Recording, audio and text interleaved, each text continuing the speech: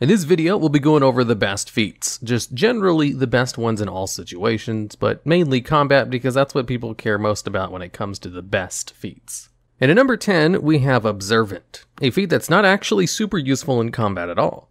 Observant gives you a total of 3 benefits. One of them is an ASI increase, where you can choose to increase your intelligence or wisdom by 1, which already makes it a great choice as a feat if you just want to take it for a half feat for its stats. It also has a pretty niche use, where it allows you to read people's lips, as long as they're speaking a language that you can understand, and then finally, it gives you a +5 bonus to your passive perception and passive investigation scores. Now, passive scores are a thing in the official rules, but mostly people only ever care about passive perception, as passive perception is probably one of the most used skills in the game, and getting a +5 bonus to that is huge. So, what exactly is passive perception used for?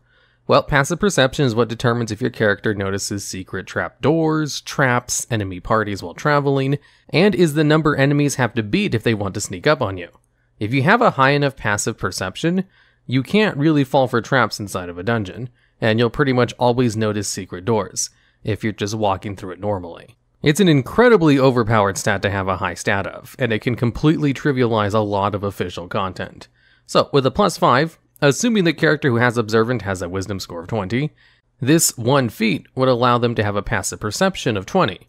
And a 20 passive perception basically makes you immune to most traps and ambushes in the game. Or at least in official content. I play a lot of Wizards of the Coast modules and Adventures League documents, and the only thing that a passive perception of 20 wouldn't help you with is in some of those tier 4 dungeons that are meant for, around level 17 and up players.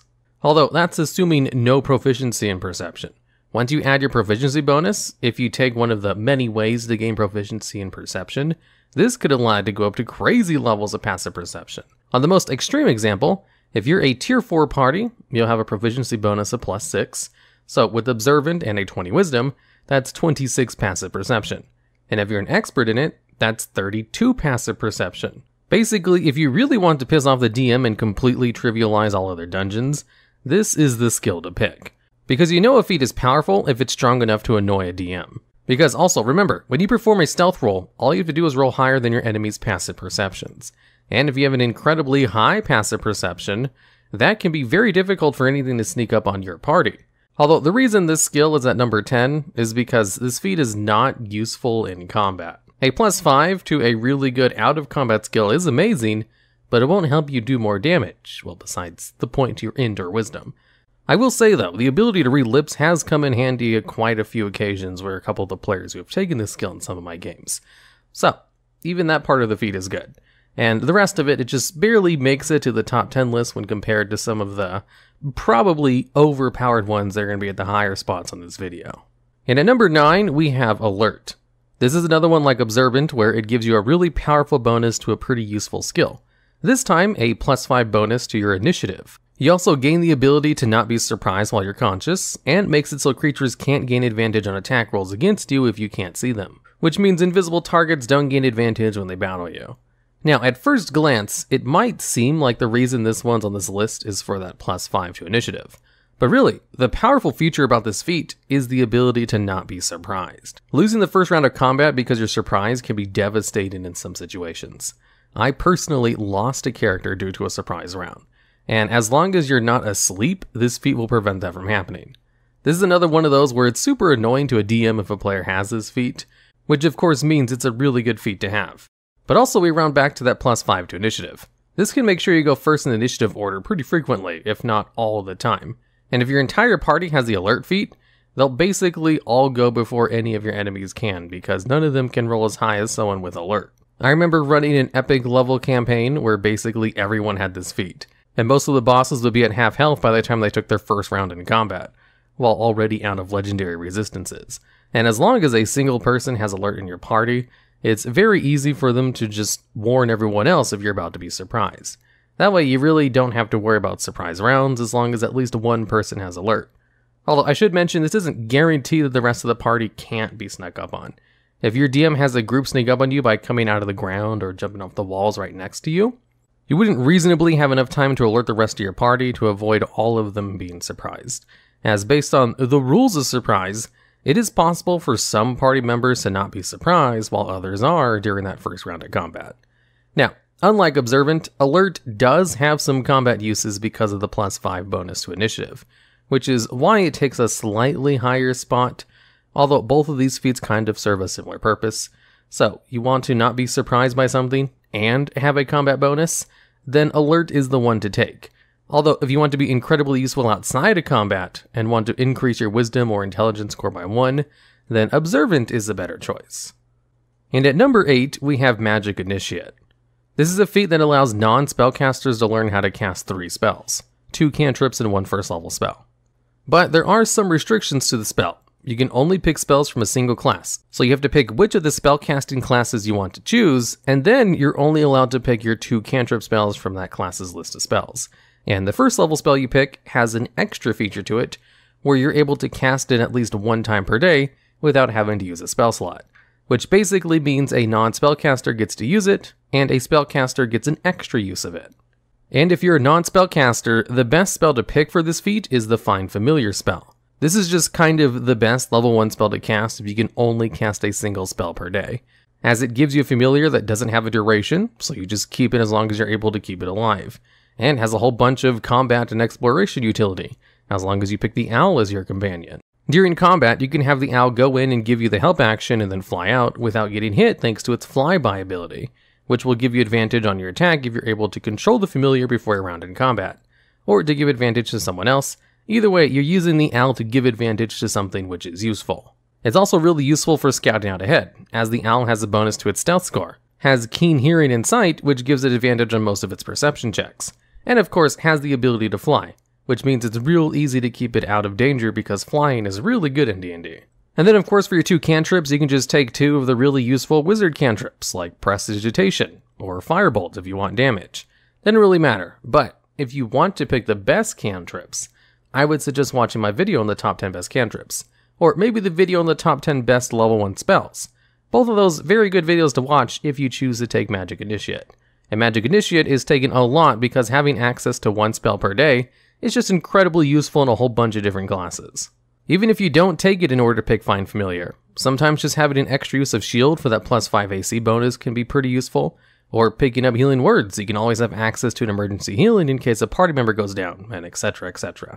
And at number 7, we have Polearm Master. This is a feat which only works while you're wielding one of the 4 polearm-like weapons, where it has 2 benefits to it. The first one is it allows you to use your bonus action to attack with a polearm by using the opposite end of it after you've attacked normally with it. This extra attack is only a d4 for its damage dice though, and only deals bludgeoning damage, which basically means it hits about as hard as a dagger. Although it still gains all of your other bonuses to it, so when you add in your ability modifiers and special properties of the weapon and proficiencies, it's a pretty nice extra attack, especially at lower tiers of play where martial classes don't really have a way to use their bonus action to deal damage most of the time. And the other ability of this feat makes it so when you have a polearm, it increases the range of your opportunity attacks to the range of that weapon, and the reach of most polearms is about 10 feet.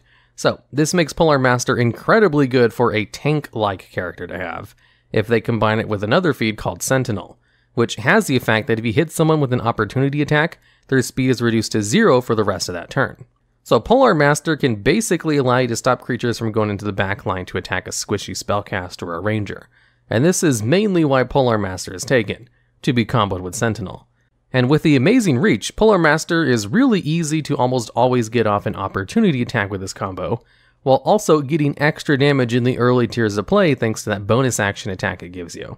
And the only reason I have Polearm Mastery not towards the top of this list, even though it's a very often taken feat, is because on its own, it's not really as strong as a lot of the higher spots, and it's mainly comboed with another feat in order to reach its full potential anyway. But on its own, it's still good enough to make the list, if only at the number 7 spot. And at number 6, we have Crossbow Expert. This feat has 3 beneficial features of it. One of it allows you to ignore the loading qualities of a crossbow if you're proficient with them, which basically means you're able to multi-attack with them. It allows you to not have disadvantage with the ranged attack rolls if a hostile creature is within 5 feet of you, and if you use your attack action with a one-handed weapon, you can use your bonus action to attack with a hand crossbow you are holding. So just like with Polearm Master, it gives you a bonus action attack, and a hand crossbow hits for 1d6 damage, so they're not half bad. And just like with Polar Master, Crossbow Expert gives classes who focus on ranged attacks a bonus action attack at early levels, which is incredibly powerful if combo with Sharpshooter, which can allow you to add 10 extra damage to your ranged attacks. In fact, the Crossbow Expert Sharpshooter combo is probably one of the highest damage dealing things you can do in Tier 1 levels of play, if you have a way to gain 2 feats early. And most people who use bows will try to get these 2 feats anyway. Now, there is some complications with this feat and the bonus action attack, since even though you ignore the loading properties of a weapon, you still need a free hand in order to put the ammunition into the weapon in the first place. So you can't just dual wield 2 hand crossbows. Well, you can, but you'll only be able to fire them once before you have to drop one of them in order to reload. The loading property is different from the ammo property, and the ammunition rule specifically states that you need a free hand in order to load a weapon. So what you could do is just have like a whole bunch of hand crossbows already preloaded in a bag of holding, and then just keep pulling them out so that you can dual wield that way. Otherwise, you only get this bonus action one time a fight normally, unless you drop the weapon in your other hand in order to reload, and then use your one free item interaction to pick it back up. Or if you ask your DM really nicely to allow you to do it and ignore the ammunition rules. And Crossbow Expert is one of the most commonly picked up feats on characters who use ranged attack rolls, but not for its ability to bonus action attack with the crossbow. It's actually the second part of the effect that's super useful, because you see, it doesn't specify that it only works with crossbows. So having Crossbow Expert makes it so any ranged attack roll doesn't have disadvantage if there's a hostile creature in front of you, which means you can use this in order to not have disadvantage on spell attack rolls if you're trying to attack them in melee. And there are some classes that like to get into melee with their spells and attack rolls, so Crossbow Expert is commonly taken if they don't want to have disadvantage on any of those rolls. Because of that effect, Crossbow Expert is just a useful skill to have on pretty much any class that specializes in ranged attack rolls, regardless if you ever use a crossbow or not. And at number 5, we have Elven Accuracy. This is a feat that can only be taken by elves or half-elves, and gives you 2 benefits. One of them is an ability score increase for one of your 4 different ASIs. Basically anything except Constitution or Strength. Then it has another one, where if you have advantage on an attack roll that uses Dexterity, Intelligence, Wisdom, or Charisma, you're allowed to reroll one of those dice once. Now, what this means is normally when you have an attack with advantage, you're able to roll 2 dice to then pick whichever one is higher. With Elven Accuracy, you then pick the lower of those 2 rolls and then reroll it, which essentially allows you to have super advantage, as you're able to roll 3 separate dice in order to pick the highest, rather than 2. So if you really want to hit someone with an attack roll that uses one of those 4 ability scores as a modifier, Elven Accuracy is definitely going to help you hit stuff.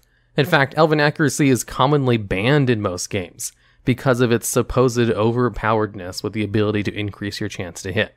Even though, if you do the math, it only provides about a 10% extra chance to hit. For example, if you only need to roll a 10 in order to hit a target, you have a 55% chance of rolling a 10 or higher. With advantage, you have an 80% chance, and with super advantage provided by Elven Accuracy, then you have a 91% chance, which is only 11% more to that advantage. It does still increase your chance to hit for sure, but it's not as drastic, since you already have a higher chance to hit because of the advantage itself. But this really comes into play when you're trying to min-max the numbers, and the fact that it gives you more chances to crit. Normally, you only crit on a roll of 20, and some classes, like the Fighter Champion, can crit when they roll an 18 to 20. So being able to roll 3 dice and then pick whichever one crit is the best way to use Elven Accuracy. Because with Elven Accuracy and playing a Fighter Champion, your chance to crit from advantage goes from 25% to almost 50%. So if you want to maximize your ability to crit, you definitely want to take Elven Accuracy, assuming you have a way to reliably gain advantage. Otherwise, normally it only increases your chance to hit by about 10%, which is like having an extra +2 to your attack roll, whereas having advantage is like having a +5. Still a strong feat, don't get me wrong, just not so strong that it's ban-worthy like a lot of DMs do with it. And at number 4, we have Warcaster. Funny enough, this is probably one of the most picked feats in the game, where what this does is you can only pick this if you have the ability to cast at least one spell. Then it gives you advantage on Constitution saves to maintain concentration, which is excellent for any class that regularly uses concentration spells, which is a lot of spellcasters. It allows you to perform the somatic components to spells even if you have a weapon or shield in both of your hands, and it allows you to cast spells if a creature provokes an attack of opportunity from you, as long as the spell has a casting time of 1 action and only targets 1 creature. And Warcaster is comboed very well with Crossbow Expert, so that you can blast them with a ranged attack in melee range.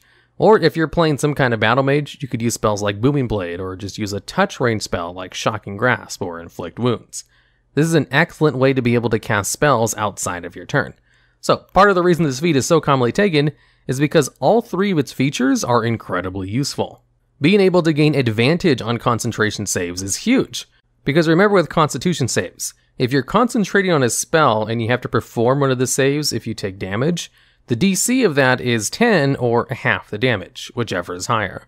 So most of the time you're trying to beat a constitution save of a DC 10, and having advantage on that saving throw gives you about an 80% chance to pass it, whereas normally you only have a 55% chance, assuming no other constitution modifiers, which is usually not the case. It's usually higher than that. Also, being able to actually cast spells while holding a weapon or shield is useful for a whole bunch of classes, not just battle mage-like characters, like a cleric who wants to hold a shield, or a paladin or something, because you do need a free hand in order to perform somatic components, and a lot of spells have a somatic component, which basically means just like waving your hand in order to do whatever the spell requires of it. Otherwise, if you want to cast a spell and your hands are occupied, you can basically only perform verbal component-only spells. And there aren't a lot of spells which only have verbal components. Most of them have a somatic component as well. And of course, being able to use spells outside of your turn with your opportunity attack is huge. Even if you're limited to only spells that target 1 creature, this can let you use stuff like Inflict Wounds, which is one of the hardest hitting level 1 spells and has a touch range. This could turn your cleric into one of the highest damage dealers in the group at early tiers, assuming you get off that 1 attack of opportunity. Basically, if you cast spells, this is a great feat to take, as it kind of covers all the bases depending on what kind of spellcaster you are. If all you care about, though, is the ability to have advantage on constitution saves for your concentration, and you don't think you'll ever use the other 2 features, then instead you could take the resilient feat and just pick constitution, which will give you proficiency in that saving throw. Although even then, you can double up with resilient constitution and warcaster to make it so you're both proficient in constitution saves and have advantage on them for their concentration checks. And at number 3, we have Sentinel. This is a really good feat to take on frontline fighters if you want to make sure you stop creatures from trying to go to the backline or just move away from you. What it does is if you hit a creature with an opportunity attack, that creature's speed becomes 0 for the rest of the turn. This isn't a grapple that they can escape from either. They just lose the rest of their movement. Also, if the creature tries to disengage to run away from you, you can still use a reaction for an opportunity attack. As with this feat, you can just now ignore the disengage action, which is kind of huge. With Sentinel, creatures literally cannot get away from you without getting a chance to attack them, unless they teleport or something.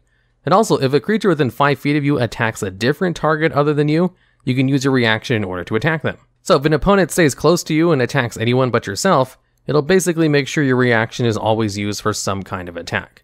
With Sentinel, your reaction is almost never going to go to waste, and it's even more deadly if comboed with Polar Master, which increases your reaction range to 10 feet. And it can also be comboed with Warcaster in order to cast spells and reduce their speed to 0. This is incredibly good, especially if comboed with Polar Master, to just shut down anyone from running away or to stop creatures from running into your backline. And there's lots of rounds in which martial classes will probably never use the reaction. But with Sentinel, you're almost always guaranteed to attack something with it. Which is why it's incredibly good, and super annoying for DMs if a character has this feat, and they're fighting an important NPC that you want to get away. It's really hard for a creature to run away from someone with Sentinel, unless you just straight up teleport or incapacitate them first. And at number 2, we have a dual spot with Sharpshooter and Great Weapon Master. Both of these feats kinda do the same thing, so I thought I would just combine them together. Sharpshooter has 3 benefits to it. One of them is you don't have disadvantage on attacks that are made at long range. Your weapon attacks also ignore all but full cover. And if you're going to make a ranged weapon attack with something that you're proficient with, you can choose to take a -5 penalty to the attack roll in order to deal 10 more damage. And this ability is not once per turn or require any kind of resource. So you can just add this 10 extra damage to all of your attacks, which is super deadly at early levels, where the average damage a person can put out in 1 turn, if optimized and rested, is around 10. Especially if comboed with something like Crossbow Expert and getting 2 Sharpshooter attacks per turn. Now, Great Weapon Master has 2 benefits. One of them is pretty niche, where if you score a critical hit or reduce a creature to 0 hit points with an attack, you can then make a melee weapon attack as your bonus action. And its other effect is if you're going to make a melee attack with a heavy weapon that you're proficient with, you can choose to take a -5 penalty to the attack roll in order to add 10 damage to that attack. Assuming it lands, of course. So it's exactly like Sharpshooter, except it can only be used on weapons with a heavy property, instead of Sharpshooter, which can be used on any ranged weapon attack. Now, both of these feats are excellent. Some of the best feats you can take on a character who has a melee weapon or a ranged weapon, because having a +10 damage to your attacks is kind of overpowered. Even at high tier levels of play, when your chance to hit is so high that a -5 penalty is almost negligible, just having an extra 10 damage to all your multi-hits, it's just going to add up over time. So the downside to these two feats is supposed to be that -5 penalty, which is technically a 25% less chance to hit. But a lot of builds can just increase their chance to hit through a whole bunch of skills they take anyway, and some classes can just give themselves advantage. And if you have Elven Accuracy in addition to that, then the -5 penalty is not really a big deal. Like an 11th level Samurai Fighter, for example, they have an ability to use their bonus action to give them advantage on all their attack rolls. So if they attack with their turn and they use Action Search to attack again, having Great Weapon Master or Sharpshooter would allow them to deal 60 extra damage that turn with all those multiple attacks, all at advantage, and no other feat can really give them that much extra damage. Great Weapon Master and Sharpshooter are so much better than all the other feats when it comes to increasing your damage, that it seems kind of intentional in order to allow them to keep up with spellcasters, who are absolutely bonkers at higher levels. A high-level spellcaster can kind of win any encounter by themselves because of just how versatile those high-level spells can be. So if these two feats are so overpowered, how could anything possibly beat them at the number 1 spot? And at number 1, we have Lucky. Lucky is a feat which gives you 3 luck points. And whenever basically something happens that requires you to roll a d20, you can spend 1 of your luck points after the dice is rolled, but before you know the result, in order to roll an additional d20, and then choose one of those dice to use for that roll. Although it's not every single d20, it works on attack rolls, ability checks, saving throws, or attack rolls made against you. You can spend a luck point in order to make it so your opponent has a lower chance to hit you. And here's the thing with the luck points. It doesn't just allow you to reroll the dice. It allows you to roll an additional one and then choose whichever of those 2 d20s you want to use. So you can use Lucky to basically give yourself advantage in all but name, which is a distinction that matters for certain things, like being able to use Elven Accuracy. If you use Lucky on one of your attack rolls, you basically have advantage because you're rolling 2 d20s, but you don't technically have advantage, so you wouldn't be able to activate the features of Elven Accuracy, for example. And here's one other thing about Lucky that is completely broken. If you have disadvantage on a roll, that means you roll 2 d20s and then pick whichever is the lower the result. But if you then use the Lucky feat on this disadvantage roll, it will allow you to roll an additional d20 and then pick any of the 3 results of the dice that you want, which turns disadvantage into super Elven Accuracy advantage, as you don't have to pick the lowest of the 3 results. You can pick any of them. This actually makes it so you can use disadvantage to your advantage by intentionally having disadvantage on attack roll, like maybe attacking with a ranged attack in melee, so that you can have a super advantage on instead if you use a luck point. And this is an intended use of Lucky, and it's even confirmed in a Sage Advice, as shown by this tweet that I'll have on screen. They justify it by saying that luck shines on those who are at a disadvantage, so it's an intentional design choice. The only downside to using Lucky on disadvantage like this is that you still technically have disadvantage on that attack, which means you won't be able to activate stuff like sneak attack or other features that don't work if you have disadvantage. So, you can kind of see why Lucky is number 1 on this list. This feat is kind of broken, and is commonly banned in a whole bunch of games because of how strong it is. In fact, Lucky and Elven Accuracy are 2 of the most commonly banned feats at home games, even though Elven Accuracy isn't anywhere near as overpowered as Lucky is. It allows you to turn disadvantage into super advantage. It allows you to have a chance to succeed at very important rolls, and it allows you to impose disadvantage on your opponents by forcing them to pick one of 2 bad results. So it basically does it all. It's an excellent tool for out of combat, it's an excellent tool in combat, it's great if you want to survive a saving throw, or to make an attack have a lower chance of hitting you. There isn't really a class where Lucky is bad on, and it kind of just makes everyone better if you do have it. And since it's so universally good at everything, especially since it gives you 3 luck points at that, it would still be good even if you only had 1 luck point per day, that it kind of easily takes number 1 spot on this list. Or I guess not easily, because Sharpshooter and Great Weapon Master are both really good as well. The top 2 spots are 3 of the best feats in the game. Now, the top 10 feats in the game are so good that they're all kind of no-brainer spots, and everybody already knows about all of them. But what about the second best feats?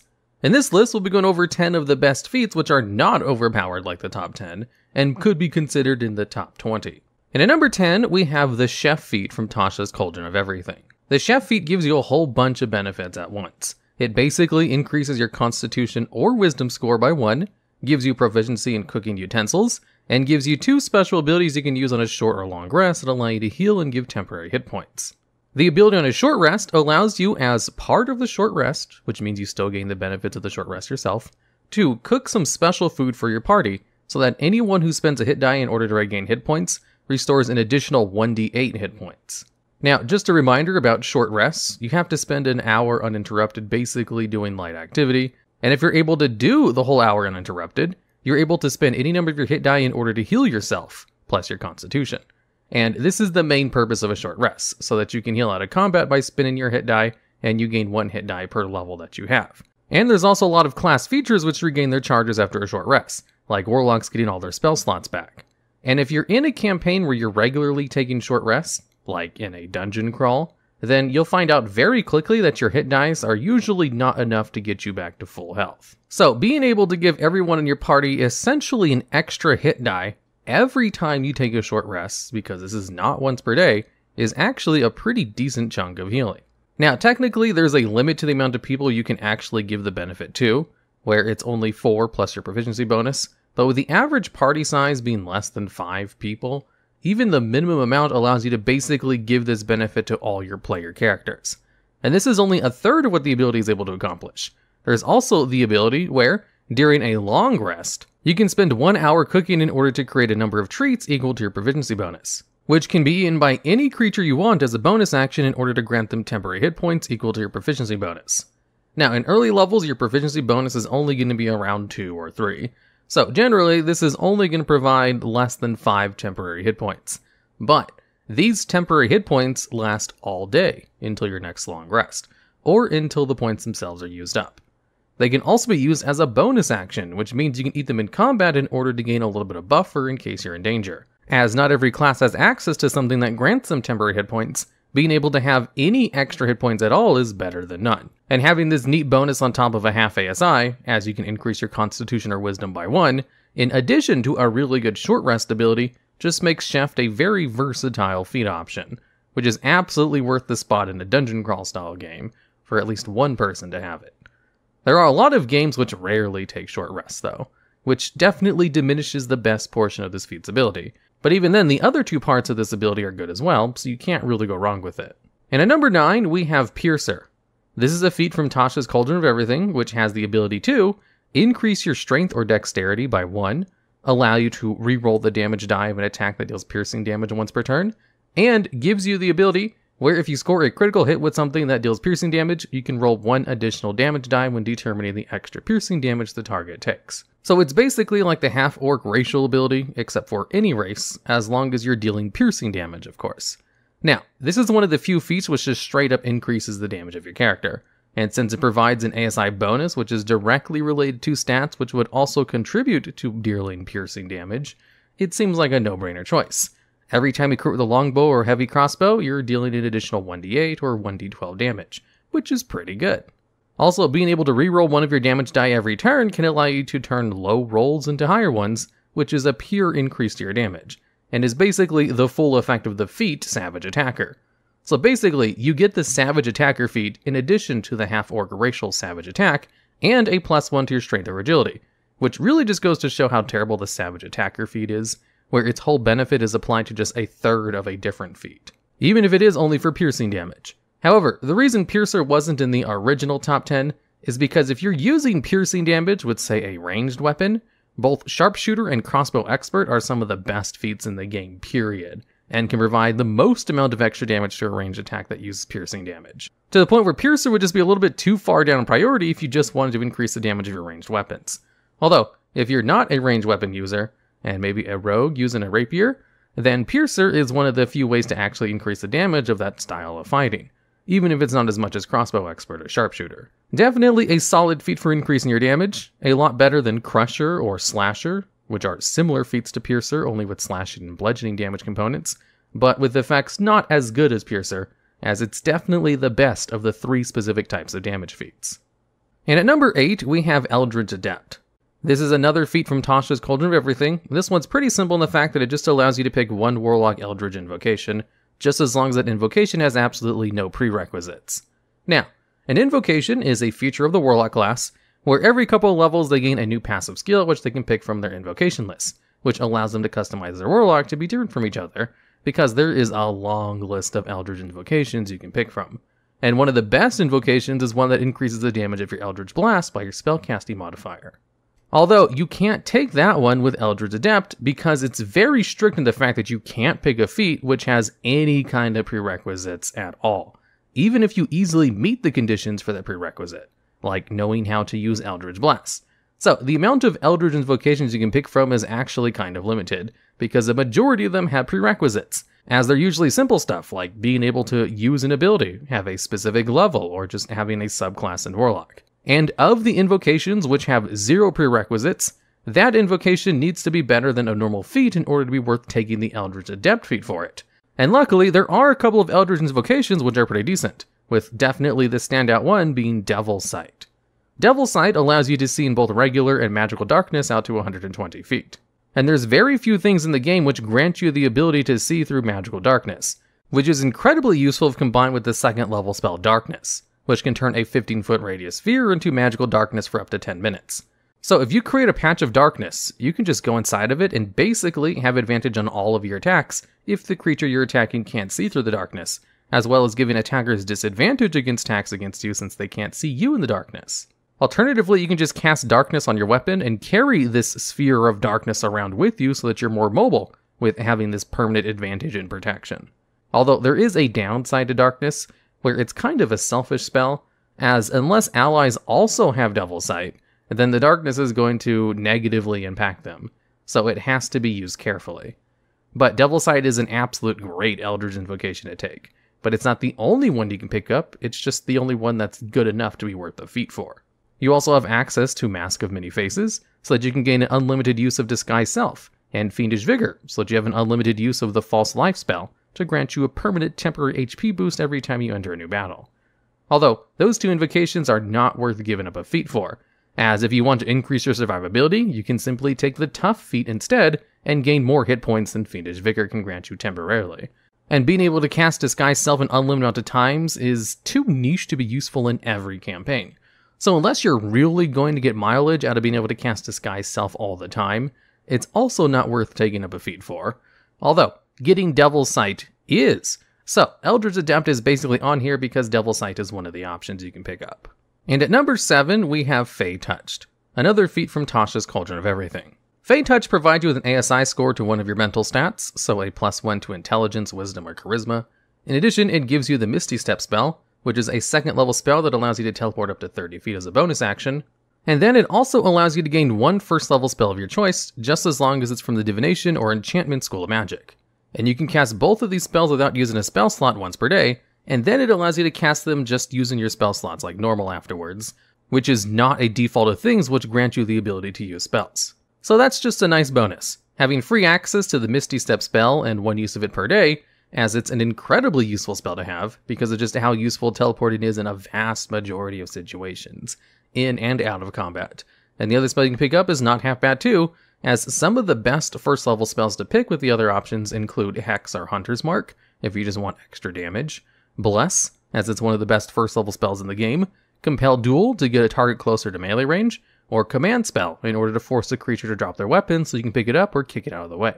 And the reason Fey Touched is so good when compared to a lot of other feats that also grant you spells is because it grants you an ASI, in addition to some really good spells to pick up, as Misty Step is an S tier 2nd level spell, and Hex and Bless are both S tier 1st level spells. So there's just some really good options you can pick up in addition to getting half a stat. So you're not really losing much if you pick it, even if you might not have as many options as the Magic Initiate feat. And at number 6, we have Resilient, more specifically the Constitution variant. This is a feat which is not from Tasha's Cauldron of Everything, and is in fact one from the default player's handbook, Normally I don't mention what a feature is from the player's handbook, but since the first couple were all from Tasha's Cauldron of Everything, I thought it was probably worth mentioning. Anyways, this feat allows you to increase any of your ability scores by +1. Then, based on the ability score you increased, you gain proficiency in saving throws using that chosen ability. And just a reminder what this means, basically you're adding your proficiency bonus to that saving throw. Now, what makes this really good when you pick this with Constitution is if you're a spellcaster who regularly uses concentration spells. When you're concentrating on a spell, if you take any damage you have to roll a Constitution saving throw, and roll a 10 or higher in order to keep concentration, unless you took 20 or more damage, in which case the concentration DC goes up a bit. But a majority of the time you're just trying to roll a 10 or higher on that Constitution check in order to keep your concentration. And you have to roll this a lot if you're getting hit by multiple enemies. So having benefits to your Constitution saving throw is a must for spellcasters.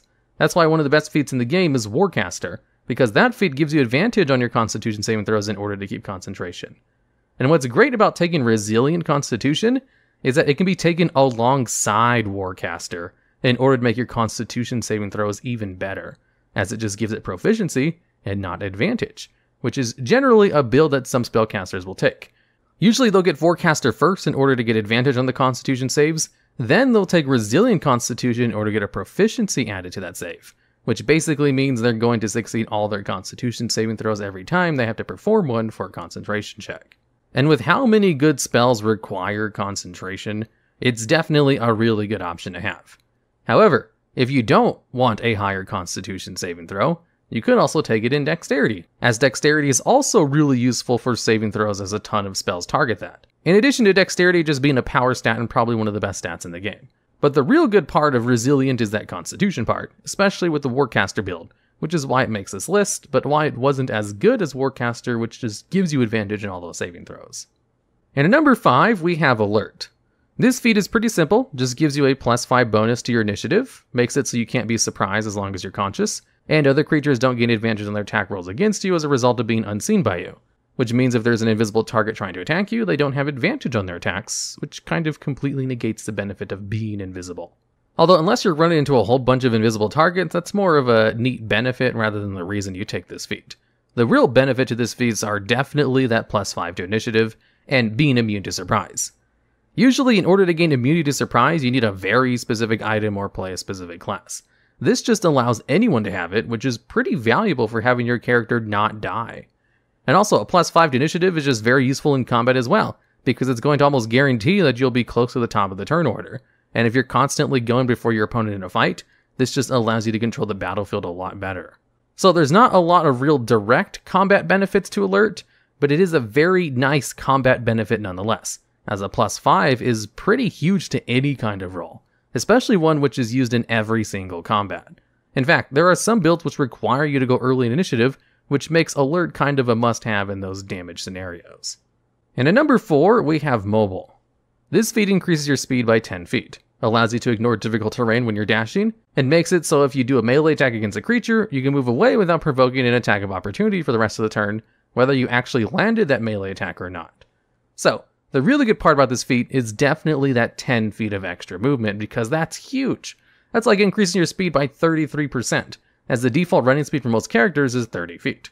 So being able to move 40 feet a turn is just really good for just all kinds of situations. If you want to run away from someone, this allows you to move 80 feet a turn when you dash, which allows you to easily outpace the average humanoid, which can only run 60 feet a turn when they dash, and allows you to keep pace with some of the more faster creatures in the game. It also allows you a little bit more maneuverability on the battlefield so that you can just attack and then go behind full cover every turn without running out of movement speed, which is usually the limiting factor in being able to have cover every turn. And the benefit of having the flyby trait is just really good for melee characters that don't like to stay in melee combat for very long, like rogues or bards, as it allows them to attack and then run out of range without worrying about opportunity attacks. This feat is almost a must-have feature for rogues, as it just makes their playstyle a lot more convenient, especially with them being able to use dash as a bonus action.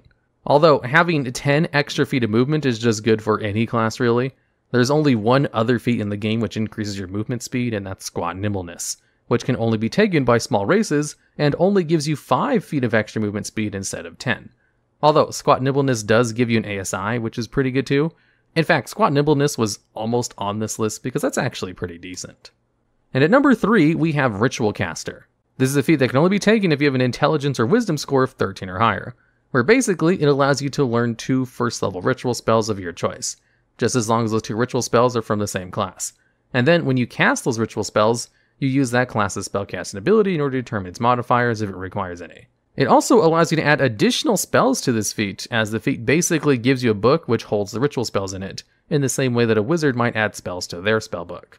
So basically, this feat just gives you 2 ritual spells of your choice, and then allows you to cast them as a ritual, which means you just spend 10 minutes plus its cast time, and it does not consume a spell slot. So you can use the spells as much as you want as long as you have the time to keep casting those spells. And generally, some of the best spells to pick for this are Find Familiar and Detect Magic, as Find Familiar is useful for a whole bunch of different scenarios, as you can see in my video on the best familiars, and Detect Magic is just super useful for exploration, in order to determine the magical nature of things.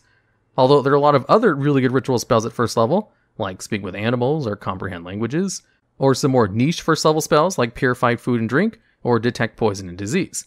And a lot of these ritual spells can be cast by the same classes, so there's a good chance you'll be able to get the 2 you want and find a class which is able to use both of them. So if you really want the Find Familiar spell, which is a pretty strong S tier first level spell, Ritual Caster is usually a better way to obtain it than Magic Initiate, because it also allows you to pick another first level spell instead of just 2 other cantrips. And at number 2, we have Aberrant Dragon Mark. This is a feat from Eberron, which increases your Constitution score by +1, allows you to learn a cantrip and a first level spell from the Sorcerer spell list, and allows you to cast the first level spell once per short or long rest, and has the ability that when you cast that first level spell that you pick for this ability, you also get to roll a hit dice. And then if you roll an odd number on that hit die, the effect of that hit dice is that one random creature within 30 feet takes force damage equal to the number roll. If you roll an even number, then you gain temporary hit points equal to the hit dice. And probably the most important part of this feat is that it gives you a flaw associated to the mark, which definitely makes it a go-to feat if you want your character to have a dark curse tattoo, which is a staple of edgy characters in fantasy and lore. However, there's also the fact that in addition to this being the perfect feat to take if you want to play an edgy character, it's also one of the best spellcaster feats you can take on a martial class. Because you see, there's a little distinction about this spell that allows you to cast that almost none of the other feats which allow you to cast a spell has, where it allows you to cast that first level spell once per short or long rest. Emphasis on that short rest part. You gain the spell back after a short rest, which is not the norm. Usually if you gain a spell that you can only cast once a day, it's because it resets over a long rest. This is one of the few which resets on a short rest, which means you can use it more than 1 time per day, which definitely makes this a lot more usable than most of the other feats which grant you spells, as pretty much all of them only reset on a long rest. And the spell you choose actually uses your Constitution modifier as its spellcasting ability, which means you don't need to worry about having spellcasting stats on a martial class if you want to actually be able to cast the spell you gain from the feat. And even though you can only pick a first level spell from the Sorcerer spell list, there are some really good things to pick up, like Shield, Absorb Elements, Featherfall, or Magic Missiles or Ice Knife if you want a ranged damage option. Shield is just an S tier spell to have in a martial class, because it basically gives you a +5 to your AC for a full turn, which can make a lot of martial classes almost unhittable outside of crits. And then being able to regain this after a short rest means you'll be able to use it a lot more often than if you obtain this same spell from something like Magic Initiate. Absorb Elements is similarly useful, as it allows you to gain resistance to a type of magic for a full round, and then increases the damage of your next melee attack by 1d6. Additionally, if you decide to take Featherfall, it's a great emergency save for you and up to 5 of the party members to not die if you fall from like a reverse gravity trap or something. Although definitely not as useful as just Shield or Absorb Elements. But if you really want a spell to deal damage with, you do have the option to pick up Magic Missiles, Burning Hands, or Ice Knife for some AoE damage, or Thunder Wave for some tactical positioning. Although if you're picking this feat in order to get a spell which has a damaging component, then you're better off picking one of the better damaging increasing feats instead. Because having the first level version of Burning Hands, Magic Missiles, or Thunder Wave is not very good past the early levels, and will really fall off when you get into tier 2 or higher levels of play. Whereas Shield and Absorb Elements will be relevant all the way until level 20, and be very good too once every short rest. Although when it comes to the cantrip options you're allowed to pick, there are some really good damaging options, which do scale into higher levels unlike the first level spells. And if you're a martial class taking this feat, which is the best way to use this feat, you have access to Booming Blade, which is one of the best melee cantrips. You also have access to Sword Burst in order to have some AoE, which a lot of martial classes don't really have access to, and you'll be able to use it more than once per short rest, like Burning Hands, for example. And this feat's already good with just the spell you can pick, You also have the ability to randomly deal extra damage if you spend that hit die, and generally martial classes have bigger hit die than spellcaster classes, so there's a chance you'll be doing an extra 9 damage to something, or just gain up to 10 temporary hit points, which is also good, since the hit points will last until they're used up. This feat is so good that I kind of regret not putting it in the original top 10 above Magic Initiate. Same with Ritual Caster, really. And at number 1, we have Skill Expert from Tasha's Cauldron of Everything. This feat allows you to increase the ability score of any one of your stats by +1, just like Resilient. And then it allows you to pick any skill that you're proficient in order to gain Expertise, which basically just doubles the proficiency bonus. For example, if you have Persuasion and you're proficient in it, then if your proficiency bonus is a +2, which is pretty common at low levels, then you have a +2 to all the rolls in addition to whatever your Charisma modifier is. If you have Expertise, you instead roll a +4. And once your proficiency bonus goes up to a 3, then you'll be rolling +6 every time. And you get to a +3 proficiency bonus pretty early in the game. So getting an additional +6 to any skill is huge. So huge in fact that picking Skill Expert with one of the S tier proficiencies is sometimes better than picking up a leveled spell. For example, taking Expertise and Persuasion is basically better than being able to cast Charm Person once a day through the Magic Initiate feat, a first level spell which allows you to put the charm condition on someone. Because having Expertise and Persuasion can allow you to talk your way out of pretty much any situation, and is kind of overpowered to an extent. It's supposed to be very hard to gain Expertise in a skill, to the point where the only way to do it is through high-level class features, or through the feat Prodigy from Xander's Guide to Everything, that was only available to elves and humans. But with Tasha's Cauldron of Everything and Skill Expert, now pretty much any class has the ability to gain Expertise in pretty much any skill they want, assuming you have proficiency in that skill first, of course, which is pretty easy to do with your background or class, as based on the default rules of the background, you can change whichever 2 proficiency bonuses you get to anything else you want, just as long as you think they're appropriate to your character. So, by rules as written, you can pick up Persuasion and Perception as your 2 proficiencies from any background. Then take Skill Expert in order to increase one of these 2 to Expertise level, and then you'll have a super powerful character if you pick either of those 2 S tier skills. As Persuasion is probably one of the best skills in the game, as it's probably the most used one when talking to people. Perception is one of the most used skills in the game too, probably even more so, as it's one of the only skills that everybody uses the passive version of, even though there's technically rules that allow you to have passive scores of every skill. And gaining Expertise in Perception gives you an even higher passive perception, where if you take this alongside Observant, you can basically spot all hidden traps and doors the instant you enter a room, in addition to what kind of socks the enemies might be wearing, or how many spiders are in the corner of the next room. Skill Expert is so good that I also kind of regret not including it in the original top 10 list. Same with Aberrant Dragonmark, because being able to gain Expertise in one of the best skills in the game is just so good. To the point where your DM might just increase the internal DCs when determining Persuasion rolls, because you'll just be rolling super high with Skill Expert. And what makes Skill Expert even better than Prodigy is the fact that you get a +1 to any of your ability score increases, in addition to gaining Expertise in one of your skills, whereas Prodigy does not provide the same benefit, as it only gives you proficiencies in a couple of other things, which kind of makes Skill Expert just better than Prodigy, which is restricted to only a couple of races. It's also useful for gaining Expertise in Stealth, since Stealth is also a very useful skill proficiency. So as long as you just take Skill Expert and Persuasion, Perception, or Stealth, 3 of the best skills in the game, then this feat is definitely worth it and you'll get a lot of mileage out of it. And if I were to rearrange the original top 10 video, I'd probably put Skill Expert at the number 9 spot on that list, which isn't very high, but that's just because the top 8 feats are kind of overpowered. Because despite how good Skill Expert is, it's not as overpowered as something like Lucky or even Sharpshooter. In D&D 5e, you can take feats instead of increasing your ability scores whenever you reach a level that allows you to do so.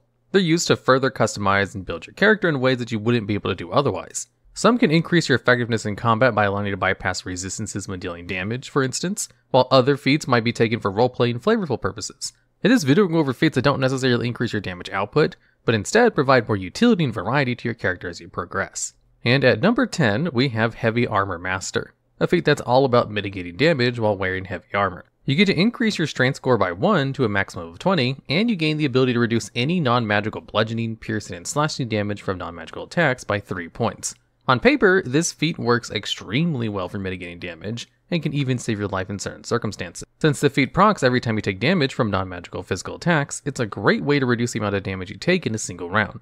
If an enemy hits you with all 3 of their attacks from a multi-attack, that would be 9 points of damage that you wouldn't take, which can make a huge difference at lower levels. You can also combine this feature with others that also reduce damage taken, such as the Goliath's Stone Endurance feature, that allows you to use a reaction in order to reduce the damage of attack by 1d12 plus your Constitution modifier. Or you can combine it with the Battlemaster's Fighter's Parry maneuvers, which allows you to reduce damage using your reaction. The biggest downside of this feat, however, is the fact that reducing damage by 3 points becomes less and less important as you level up, as more enemies will not only be making more attacks, but they'll also be dealing more damage as well. Not to mention the fact that enemies are also going to start favoring damage that's either of a damage type that isn't bludgeoning, slashing, or piercing, or magical variants of the aforementioned damage types, which will render this feat useless in many circumstances as you grow stronger. But if you're encountering a bunch of swarms, then this feat might actually excel, especially if every swarm decides to attack you. Swarms are basically a bunch of the same enemy type grouped up together in one stat block and can occupy the same space as other creatures, along with some other benefits and restrictions. However, they're balanced by having relatively low attack power as a result, which means you'll be able to tank a lot of hits a lot more comfortably than you would if you didn't have the Heavy Armor Master. To summarize, this feat works really well at lower levels when you're taking less damage overall, or in scenarios where you'll be taking a lot of love taps from enemies, but kind of falls off later on when enemies start becoming stronger, or flat out ignores the damage type altogether, which is why this feat only makes the number 10 spot on this list. And at number 9, we have Defensive Duelist. All this feat does is allow you to use a reaction in order to add your proficiency bonus to your AC whenever you're hit with a melee attack, as long as you're wielding a finesse weapon that you're proficient in. There's not really too much to say about this feat, as all it does is allow you to potentially turn a hit into a miss, which can be very useful if you're a rogue or any other type of character that likes to wield a finesse weapon like a dagger, whip, or rapier. And unlike the shield spell, which allows you to add a flat 5 AC against all attack rolls until the start of your next turn, this feat only lasts for 1 attack. However, being able to potentially mitigate 1 attack per round can still be pretty good, as it means you won't die as quickly, which makes this an excellent tool for something like a swashbuckler rogue, who tend to favor getting into creatures' faces and grabbing their attention. So, like Heavy Armor Master, the uses for this are a bit limited in terms of how you can use the feat. However, unlike Heavy Armor Master, you do get more use out of this feat as the campaign progresses, since it scales off of your proficiency and can be used on any melee attack roll, including magical ones, making this feat only slightly higher this list in comparison. And at number 8, we have the Chef feat. This feat allows you to increase your Wisdom or Constitution score by 1 to a maximum of 20, while also granting you proficiency with cooking utensils if you don't have it already. As part of a short rest, you can prepare food to a number of creatures equal to 4 plus your proficiency bonus that grants your party an extra 1d8 of healing whenever a creature you provide a meal for spends 1 or more hit die to regain hit points. And with 1 hour of work, or whenever you finish a long rest, you can cook a number of treats equal to your proficiency bonus that, when consumed as a bonus action, grants that creature temporary hit points equal to your proficiency bonus, allowing them to have a small buffer of health at the start of the day. This feat doubles as both a flavor feat as well as a generally useful one by giving your party members a temporary benefit, as well as some extra healing during short rests, which is all you can really ask for when it comes to good feats. So, if you have a character that loves to dabble in the culinary arts every now and again, this feat is a perfect fit. And an extra 1d8 healing per short rest is 1d8 more hit points that you wouldn't have had before this feat, which can help conserve your party members' hit dice just a little bit better. The temporary hit points granted from this feat are kind of low when compared to other ways you can obtain temporary hit points, but to put this into another perspective, being able to mitigate a total amount of damage equal to your proficiency times the amount of party members you have, assuming you make enough treats for your entire party, is actually pretty good. So if you make treats for you and 3 other party members, if we assume you have a proficiency of 4, you can effectively mitigate a total of 16 hit points of damage spread across you and your friends. And you can do this as part of a long or short rest since it only takes an hour to cook up these special treats, so there's no hindrance or extra work involved in making this feat work. Plus, while not really an effect of this feat, having a chef in the party could be very useful when it comes to boosting overall morale of the party just before or during a dungeon crawl, as fighting on an empty stomach isn't really optimal for budding or even experienced adventuring parties alike. This feat's ability to provide a fantastic flavor option for characters with a love for cooking, as well as additional benefits throughout the day, is why this feat makes this list, even if it's not the most useful feat you can take. And at number 7, we have Gift of the Metallic Dragon, a feat introduced in Fizbank's Treasury of Dragons sourcebook. When you take this feat, you're granted access to the Cure Wounds spell, which you can cast without expending any spell slots once per long rest. You can also use your own spell slots in order to cast the spell, and the spellcasting modifier for Cure Wounds bonus healing depends on your choice of intelligence, wisdom, or charisma whenever you first take this feat. The second thing this feat allows you to do is manifest wings that can protect you and your allies by letting you use a reaction to add your proficiency bonus to the AC of you or your ally within 5 feet of you that gets hit with an attack, potentially causing the attack to become a miss instead. And you can do this a number of times equal to your proficiency bonus, and you regain all expended charges whenever you finish a long rest. This feat basically works like Defensive Duelist, except you can also use it in order to protect your friends from harm as well, and comes with less restrictions on how it can be triggered. Defensive Duelist requires you to be hit with a melee attack in order to be able to defend against it, while Gifted Metallic Dragon requires any attack roll, which can include ranged spells and attacks as well. The only caveat is that you can't use it every single round due to the limited amount of uses per long rest. However, this is still quite good when used to mitigate incoming damage that might otherwise be fatal to someone in your backline. The other restriction is that you do need to be within 5 feet of the one you wish to protect, which can limit who you can protect depending on your class. A ranged build might use this to protect their mages and healers, or other ranged allies, while more upfront builds, like barbarians, can make better use of this alongside their paladins and melee-based rogues. And the fact that, unlike Defensive Duelist, you don't need to be proficient in any kind of weapons in order to be able to trigger this reaction, making this so much more versatile and easier to use. And that's not to mention access to a free casting of Cure Wounds regardless of whatever class you are, since you choose which spellcasting ability you want to use out of the 3 options you're given. So a fighter with a decent charisma can still make use of the once per long rest Cure Wounds, or a wizard with a high intelligence can take this feat and have access to a long range Cure Wounds through the use of the familiar, if they have one summoned through the use of the Find Familiar spell, by having that familiar cast the Cure Wounds spell as their reaction. And then, of course, you can use your own spell slots in order to cast more frequent Cure Wounds, or even higher intensity versions by upcasting and increasing the healing done, in order to help alleviate a bit of the weight your main healer might be pulling. The reason why this feat only takes number 7 spot on this list, however, is because of the nature of the feat itself. This feat, along with its 2 brothers, Gift of the Gem Dragon and Gift of the Chromatic Dragon, are all dragon themed, which might conflict with the nature of your campaign, as not every setting runs dragons. So, being able to manifest draconic wings might seem a little strange in these cases, despite there not being any actual written restrictions on how you can take this feat. However, this can be mitigated by talking to your DM and maybe reflavor it to work in the current campaign setting being run, if this feat is really something you'd be interested in running. Perhaps you can reflavor it as being a gift from a fae, celestial, or demonic being relevant to the campaign, which grants you the appropriate wings to manifest when you use your protective wings part of this feat. The overall usefulness, however, cannot be overlooked and definitely deserves a spot on this list for doubling as a flavor feat, as well for players that want access to more dragon-like features. Coming in at number 6, we have Tough. This is another simple feat that does nothing but increase the amount of hit points you have. You gain extra hit points equal to twice your level and an additional 2 hit points every time you level up, granting you a total of 40 extra hit points by the time you reach level 20, which is a sizable difference for any character. This increase can work wonders for your frontline allies, as Tough allows them to take more punishment before going down. Taking this feat as a barbarian is especially strong, since they can already have the damage of a bludgeoning, piercing, and slashing damage by default whenever they enter rage. And if you're a bear totem warrior barbarian, you can just become an absolute beef tank in terms of taking damage, since you would resist every damage type in the game except for psychic damage. You can also combine this feat with the Hill Dwarf's Dwarven Toughness feature, which allows them to gain 1 extra hit point whenever they level up, or even the Draconic Sorcerer's Draconic Resilience feature, which does the same thing, for a huge boost of hit points per level. This feat also benefits casters since it allows them to take a bit more punishment by bolstering your relatively small amount of hit points. You can also use Tough as a way to supplement your already high Constitution score by granting you even more hit points. Or you can use Tough as a way to make up for a low Constitution score by granting you the equivalent of a +2 modifier in your Constitution. The reason Tough takes number 6 on this list, however, is due to how generically useful this feat is. There are no restrictions on who can take this feat, and there's no real downside to actually taking this feat other than missing out on other potential feats or your ability score increase, which is something to consider when taking feats anyway. The only real downside of this feat is mainly the fact that it doesn't provide any ability score increase, like some other feats do. However, the amount of hit points you gain for this feat already more than make up for it. And being able to survive just a little longer to pull off 1 more fireball or inflict a few more big hits before you go down can be a huge game changer in the long run, making this a fantastic option to pick up on this list. And at number 5, we have the Ritual Caster feat. This feat allows you to choose 2 first level spells that possess the ritual tag, which both come with a ritual book that you obtain whenever you take this feat.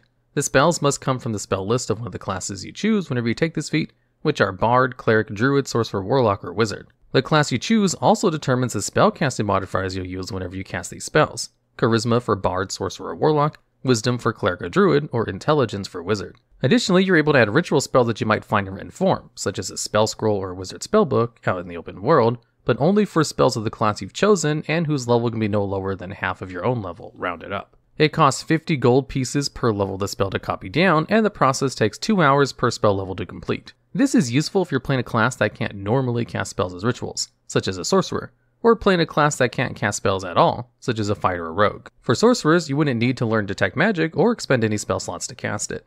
A fighter might want to be able to read some ancient texts they find by taking comprehend languages. However, the most common reason Ritual Caster is taken is for the Find Familiar spell. This spell basically allows you to summon a familiar which lasts until you dismiss it forever or until its hit points drop to 0, which means it can last an indefinite amount of time for the low cost of 10 gold pieces worth of material cost in order to cast the Find Familiar spell in the first place. And this familiar can do a lot of things, from scouting to assisting in combat, by allowing you to effectively cast touch range spells through your familiar from a relatively long distance.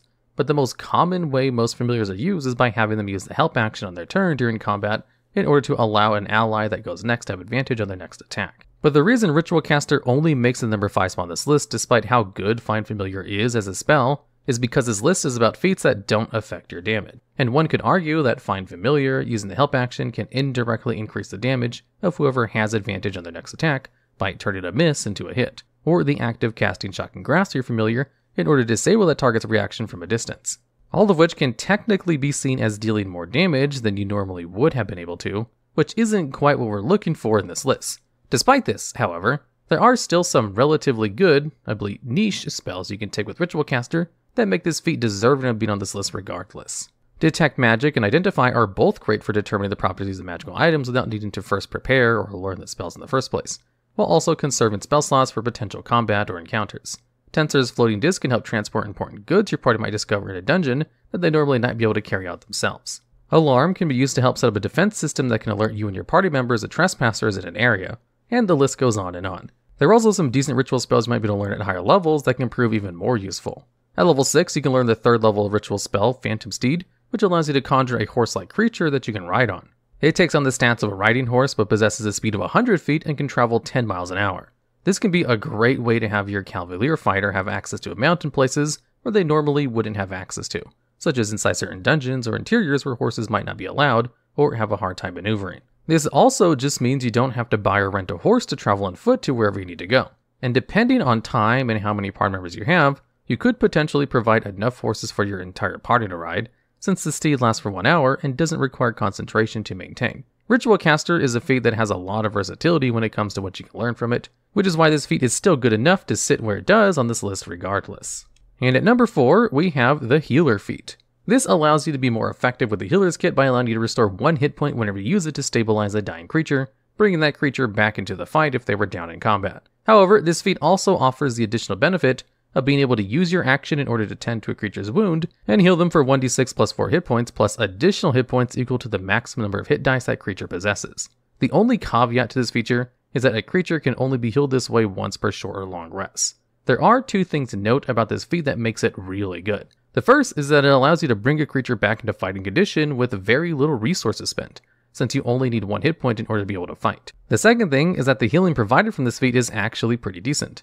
For comparison, Cure Wounds heals a creature for 1d8 plus the caster's spellcasting modifier, which usually ranges between 3 to 5 depending on how the character is being built. However, the amount of healing you get from the healer feat is a lot more consistent and automatically scales as you level up. So if you're healing a party member who possesses a maximum of 5 hit dice, then the minimum amount of healing they can receive from this feat is 10 points of restoration, which is almost as good as the average amount of healing that a level 2 Cure Wounds can heal, which is around 13 points of healing, if we assume the one casting it has a plus 4 modifier to the spellcasting roll this early on in the game. So, if you're a healer and want to conserve your own spell slots, then this feat can definitely help with that. However, by far the best use of this feat is for someone who doesn't possess any way of healing at all, whether it's their spells or otherwise. A fighter being able to rush to someone's side and instantly heal them for a good chunk of hit points can be a massive boon to the party, and can help alleviate the burden of your healer when things start to get intense. You can also use the Healer's Kit on everyone right before a short rest to grant additional healing and conserve hit dice for everyone, since you'll be able to heal them again right after the rest is finished. This feat can also work as a great flavor feat for battle medics who've had to learn how to bandage up their comrades while in the midst of battle, for instance. The Healer feat's flexibility and ability to heal a not so insignificant amount of health to allies whenever they may need some emergency healing is the reason why this feat ranks so high on this list, and definitely worth considering if your party might just need a little bit of additional healing support. And at number 3, we have Inspiring Leader. This feat lets you rally up your friends by inspiring them through demonstration of your resolve to fight. You spend 10 minutes to do this, and up to 6 friendly creatures within 30 feet of you will gain temporary hit points equal to your level plus your charisma modifier as a result. There are a lot of similarities between this feat and the Chef feat in terms of how they're used. However, the amount of temporary hit points provided by Inspiring Leader far outshines that of Chef due to being tied to both your level and your charisma, as opposed to just your proficiency bonus, making this feat more useful even at higher levels. And while Chef does have the added benefit of restoring extra hit points during a short rest, Inspiring Leader has the potential to eliminate the need for the extra healing in the first place, due to the sheer amount of temporary hit points you can provide with it in the first place. Technically, this feat works best with characters that favor a high charisma stat like sorcerers and warlocks. However, Inspiring Leader works with pretty much any character with a decent charisma score, such as a fighter or rogue, while also being thematic depending on your preferences. And the reason this feat takes the number 3 spot on this list is mostly how useful being able to grant your party members an extra buffer can be at the end of every rest. And since there's no listed duration for how long these hit points last, we default to the rules for temporary hit points, which state that they last until you finish a long rest if there's no stated duration listed for the effect that granted those temporary hit points in the first place, making this feat really easy to use for almost any character that hasn't dumped charisma. And at number 2, we have Resilient. This feat has a simple effect where you choose any one ability score and increase it by 1 up to a maximum of 20. Then you gain proficiency in saving throws using whatever ability score you chose to increase. While this might not sound amazing on paper, the benefits of this feat actually are quite big. While you can definitely provide yourself some protection against oncoming attacks like Fireball by becoming proficiency in dexterity saving throws, the easiest way to use this feat is by making yourself proficient in Constitution saving throws as a spellcaster. You see, whenever you're concentrating on a spell and you take any sort of damage, you have to make a concentration check in order to maintain concentration on your spell. The DC save for this is equal to half of the damage you take to a minimum of 10. So, if you're concentrating on slow, for example, and you're hit for 30 damage, you would have to pass a concentration check with a DC save of 15 in order to not drop concentration. And since concentration checks are considered Constitution saving throws, being able to add your proficiency to this is actually very good if you want a better chance to not lose concentration on an important spell, like Hypnotic Pattern or Polymorph, both of which are spells that are strong enough to completely end some encounters when used well. And while a bit boring, being able to supplement an untrained proficiency can still help you avoid adverse effects by making yourself a little less likely to be hit by something that targets your dump stat, such as a Tasha's Mind Whip, a spell that targets intelligence, the most dump stat in the game by players that aren't playing a class which relies on it. The reason this feat sits at number 2 on this list is because it's useful for any character to take, and doesn't require you to do anything special in order to gain access to its benefits. And even though there might be better options you could take, this is actually one of the only 2 feats in the game which allows you to choose any ability score to increase, rather than a couple of ability scores like the other feats, making this a very versatile feat which benefits anyone that takes it. And at number 1, we have the Alert feat. This feat makes you immune to being surprised while you're conscious, while also making it so creatures cannot gain advantage on attack rolls against you as a result of being unseen by you, usually due to being hidden or invisible. However, the most useful thing this feat does for you is grant you a +5 bonus to your initiative rolls. Other than a very select few subclass features, there are very little ways to increase your initiative roll outside of just having a high dexterity, making this a very powerful feat that benefits anyone that wants to improve their chances of going first, or at the very least not going last. And pretty much any character wants to move before your enemy, because the sooner you can end the encounter, the less danger you have to face overall. A wizard that goes first, for instance, can open with a slow, which completely destroys action economy for your enemies by applying a plethora of debuffs, including lowering AC or dexterity saving throws, halved movement, and the ability to not be able to take reactions or more than one attack on their turn. A barbarian that goes first will have a better time entering rage and position themselves in a bunch of in-front targets before they ever get a chance to make a move, making it easier for creatures to focus their attention on the tanky damage sponge that decide to plop themselves down within arm's reach. A monk can also identify a key target and attempt to use their stunning strike feature as early as possible, potentially skipping that creature's turn if successful. Going first could be extremely important and can grant you and your party members advantage in ways that isn't always obvious, but can be game-changing all the same. You also have the added benefit of never being affected by the surprise condition as long as you're conscious, meaning you can still take your turn even if the rest of your party is caught off guard, which has its own set of benefits, which basically comes down to some of the possible actions previously mentioned. And just like Resilient, this feat heavily benefits any character that wants to take it, with basically no downsides, making this feat perfect for a number 1 spot. In this video, we'll be going over the worst feats you can possibly pick up in D&D. And at number 10, we have Tavern Brawler. This feat allows you to increase your strength or constitution score by 1. So it automatically earns you a whole bunch more points than a lot of the other feats on this list, which don't give you an ability score improvement. Because at least you can kind of take this feat to round out a stat, and then gain a minor benefit on top of it. So any feat which gives an ability score improvement, which are also known as ASIs, it's basically half an ASI anyway, so it won't rank very high in this list. Now, in addition to this ability score improvement, it also allows you to become proficient with improvised weapons, and used to give you proficiency in unarmed strikes as well, before they just made an errata that allowed everyone to have it baseline. So one of the original benefits of this feat was kind of just made baseline and removed from the feat. In addition, its next feature gives you an unarmed strike that deals 1d4 damage. Normally, an unarmed strike, if you're not a monk, only deals 1 damage, plus your strength modifier. So this feat basically turns that into the same damage as a dagger, which still isn't very good. But in situations in which you can't use weapons, which do come up occasionally in D&D games, this will allow you to do significantly more damage with your unarmed attack. I should also note that improvised weapons do 1d4 damage baseline. So if you just pick up a rock or a thick piece of wood, you still don't need to do an unarmed attack. And its last feature is that if you hit a creature with an unarmed strike or an improvised weapon, you then gain the ability to use your bonus action to perform the grapple action, which allows you to use your athletics check against your opponent's athletics or acrobatics check, and if you win this contest of skill, you get to reduce their speed to 0. Now, a grapple is actually useful in a lot of situations, like preventing someone from running away or preventing them from going to the back line to attack your casters or something. Reducing the target's movement speed to 0, where they have to attempt an escape action to get away from you, is a beneficial effect to have.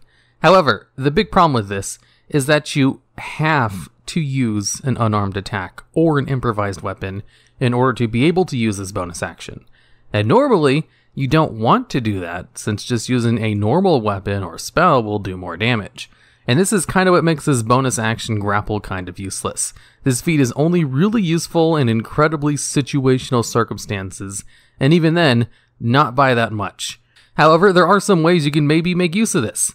The Alchemist Fire counts as an improvised weapon, and you could throw that at someone and have them burn for 1d4 fire damage each turn, and then grapple someone. Same with Vials of Acid, those deal 2d6 poison damage and count as an improvised weapon, and will allow you to grapple as a bonus action. You could also maybe argue that the Piton could be considered a finesse weapon to allow you to use it as an improvised weapon to proc sneak attack on a rogue, and allow the bonus action grapple. Or you could argue that the shield counts as an improvised weapon. It could be used to deal 1d4 damage and then allow you to grapple. Going based off of raw, the examples with Alchemist Fire and Vials of Acid work no problem, although the examples with the Piton and the shield would require a DM to be okay with it. And this is if you really want that bonus action grapple with this feat. And at number 9, we have Weapon Master. This feat allows you to increase your dexterity or strength by 1, and since it allows you to gain a stat, it automatically places ahead over a lot of the other feats on this list, even though it is by far one of the worst ones. You see, in addition to the ability score improvement, it also allows you to gain proficiency with 4 martial weapons of your choice. It also allows you to pick simple weapons, but pretty much every class is proficient in all simple weapons. Now, the usefulness of this comes in the fact that it also allows you to pick any martial weapons, including ones that aren't in the normal player's handbook. So, if you run across an exotic weapon that an NPC was using, Weapon Master could give you proficiency in it, if your DM doesn't just let you have it because it's similar to another weapon you already have proficiency with. Another use for this is if you're playing a caster who wants to use a sword or something without having to multi-class into fighter or some other class to gain those proficiencies. Weapon Master would allow you to use that sword with your proficiency bonus without having to multi-class, although it probably wouldn't be very good. That's the thing with Weapon Master. Generally, the classes that use weapons already get proficiencies in those weapons baseline, and the ones who don't have those proficiencies generally don't need them. Unless you're like a rogue who really wants proficiency in heavy crossbows. That would be one example in which you're using a weapon that your class doesn't start off proficient in. And you see, in this one particular circumstance, being able to take a +1 in your dex and being able to use heavy crossbows without multi-class is a benefit. And it's pretty hard to think of other ways in which you could use this to great benefit, outside of RP reasons in which you want to play a wizard who attacks things with the sword occasionally. And at number 8, we have Skulker. This is a feat which requires you to have at least 13 dex or more, and is the first feat on this list which does not give an ability score improvement. Although out of all the mediocre feats which don't have an ASI, Skulker is definitely the best of the bunch, which is why it appears so early in this video, but still makes the video for a couple of reasons that I'll detail in a bit. This feat gives you 3 benefits. One of them allows you to hide while in lightly obscured areas. The other allows you to not be revealed from hidden if you miss with a ranged attack, and it removes the dim light disadvantage on your perception checks. Now, let's go over these 3 features in detail. The first one, you can try to hide when you are lightly obscured from the creature from which you are hiding. You see, most players don't have the exact rules of hiding memorized. Neither do DMs to an extent. In order to hide, it can be done while you're in full cover, invisible, or in a heavily obscured area. And what Skulker does is it also adds that you can hide in lightly obscured areas, which most DMs would probably let you do anyway. However, there is this other ruling that most people forget, and that's that dim light counts as lightly obscured. So with this feat, if you are simply in dim light, you can use the hide action to hide from someone who's looking directly at you, and it works based on rules as written. However, funny enough, most DMs would not let you do this, because the hiding rules are very widely misunderstood, and you'd have to talk to your DM to see if they'd even allow you to use Skulker in this way. And if they did give you the okay, you'd probably start seeing a lot more torches in dark dungeons, so that creatures with dark vision would no longer have any problem seeing you. The next feature, when you're hidden from a creature and miss it with a ranged weapon attack, making the attack doesn't reveal your position. This is good for sneak attacks, surprise attacks, and assassinations, as it allows you to redo them with the same advantages. So it negates a disadvantage and doesn't actually give you an advantage, and it only works for ranged attacks, and not a lot of sneaking comes from that. Generally, all the advantages of attacking from hidden are tied to melee attacks in some way. Not all of them, but even with the ranged attack sneak stuff, this doesn't really give you an advantage, it just overrules a negative. And lastly, dim light doesn't impose disadvantage on your perception checks that rely on sight. With rules as written, if you have dark vision and you're in total darkness, you technically only see as if you have dim light. So you should have disadvantage on a lot of your checks. However, this is rarely remembered or enforced, and it's a very common house rule that dark vision just straight up gives you perfect sight in darkness. People don't do this consciously, it just kind of happens because people forget. So, if you're playing an experienced group that remembers the downsides of dark vision, then you can actually gain the benefits of this feat. So, 2 of the 3 features are largely ignored by a lot of groups, and the only real benefit with the ranged attack thing is only a minor boost at best. So this could be either really good on certain classes that can hide as a bonus action if you're in a lot of dim light and if your DM allows it, or it can be made useless very easily by the DM or not be a benefit at all if they don't use the negatives of dark vision in the first place. This feat gains more benefits the closer your group follows the rules, and loses a lot of its luster the more home rules come into play, and these are pretty common ones, which is why this feat makes this list, even though it has the potential to be very good. And at number 7, we have Spell Sniper. This feat requires you to have the ability to cast at least one spell, allows you to learn a cantrip of your choice as long as it has an attack roll, and then gives you 2 benefits on top of this. One of them allows you to double the range of your spells that have attack rolls, and it allows your attack rolls to ignore all but full cover. And this all seems pretty good. So why does this make this as one of the worst feats list? Well, the first benefit that allows you to double the range of your spells, it's just kind of rarely useful. A vast majority of fights will happen in small rooms actually, to the point where crossbow expert feat is taken by a lot of spellcasters just so they can use spell attacks in melee range without disadvantage. The ability to snipe someone across an open field just doesn't happen very often and is actually kind of hard to simulate on a tabletop. Fights are just easier to set up if they're in a smaller enclosed space. Although, if you're trying to chase down people often, you know you're going to be fighting in huge open spaces, or you're like on city gates trying to defend it from an attacking army, then you'll get more mileage out of it. But in normal games, in normal situations, it's pretty situationally useful, as most spell attack rolls have about 120 foot range anyway, which is more than generous for hitting pretty much anything. It is a lot more useful on spells with a lot shorter ranges, like maybe Ray of Frost, which only has a 60 foot range baseline, or Witch Bolt, which only has a 30 foot range. Its next ability, the one that allows you to ignore cover, this is actually pretty nice. I take Sharpshooter a lot on characters that use a bow, and that feat also has this feature for ranged weapon attacks, and I gotta tell ya, rarely does it come up. Generally, creatures don't have half or 3/4 cover, but in the few times that they do, it is nice to be able to hit them without penalties. I wouldn't take a feat just to eliminate partial cover penalties, unless I knew my DM loved to use them, but it is a nice bonus on top of other things in the feat, which Spell Sniper doesn't really have in comparison to Sharpshooter. And let's go on to the last point. It allows you to learn one cantrip that has an attack roll. You see, this is pretty good if you really want Eldritch Blast on a non-warlock, since that's one of the best attack cantrip rolls you can pick up. However, what makes Eldritch Blast good is its invocations, which requires at least 2 levels in Warlock to obtain. Specifically, Agonizing Blast, which lets you add your spell modifier to each bolt, or Repelling Blast, which allows your bolts to push targets away. Although there is this new feat in Unearthed Arcana called Eldritch Adept, which just straight up allows you to take Eldritch invocations without being a Warlock. So with Spell Sniper and that feat, assuming you pick Eldritch Blast, that would allow your Eldritch Blast to be as efficient as a Warlock's, assuming your spellcasting modifier was also Charisma, without having to take a single level in Warlock. But the feat Magic Initiate also grants you that cantrip, as well as another cantrip, and the free use of a level 1 spell per day.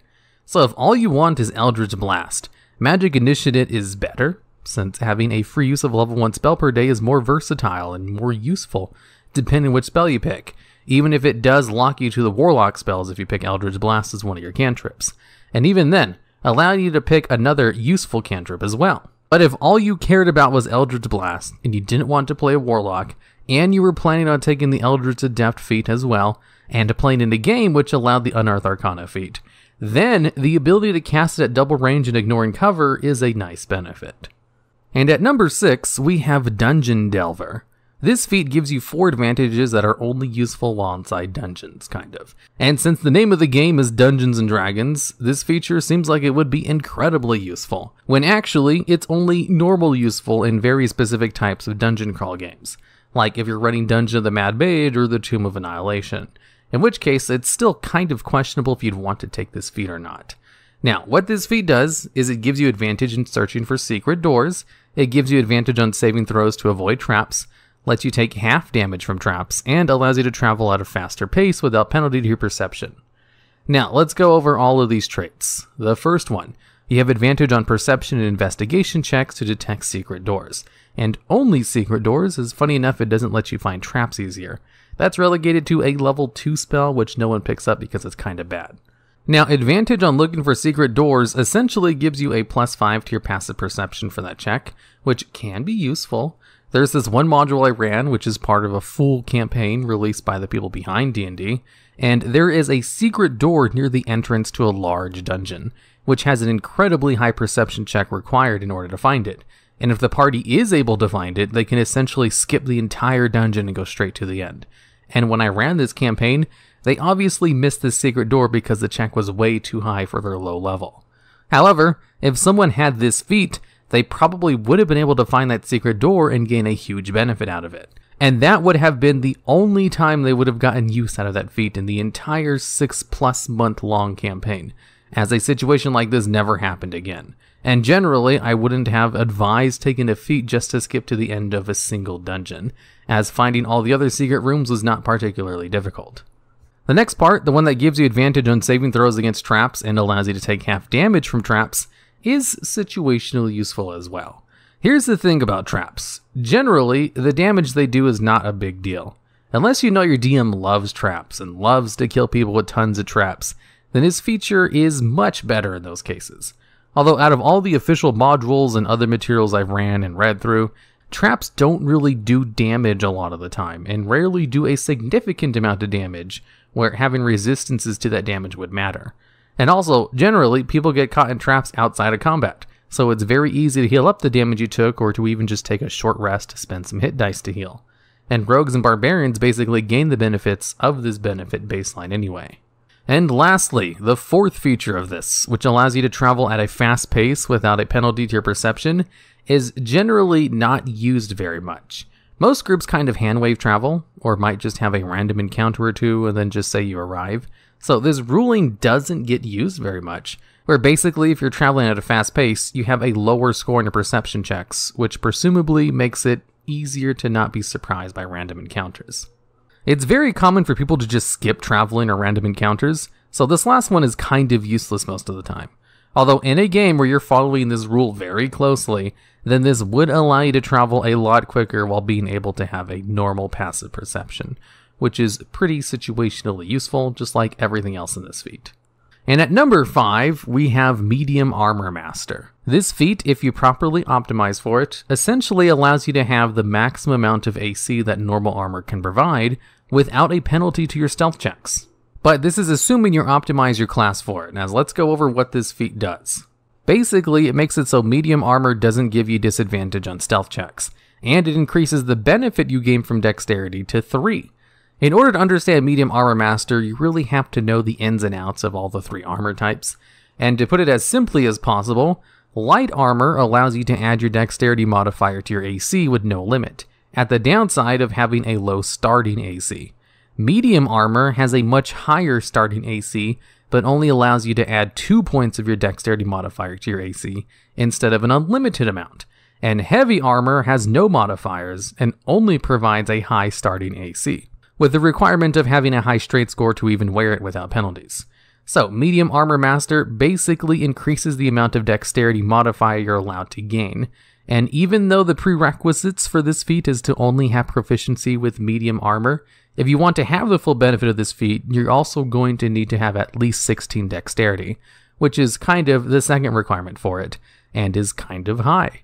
Now, this feat was basically made so that characters can use half plate and still be able to stealth, and that's the best medium armor you can get, which has a baseline AC of 15 and goes up to 17 under normal circumstances, and up to 18 if you have Medium Armor Master, and a dex score of 16 or higher. The best possible heavy armor, simply called plate, provides you with 18 AC exactly if you're wearing it, and all heavy armor imposes disadvantage on stealth. You can't be a stealthy character who also wears heavy armor, unless you take this feat and have half plate, of course.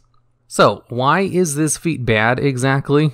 Well, light armor does not have a limit on the amount of AC it gives you from dex.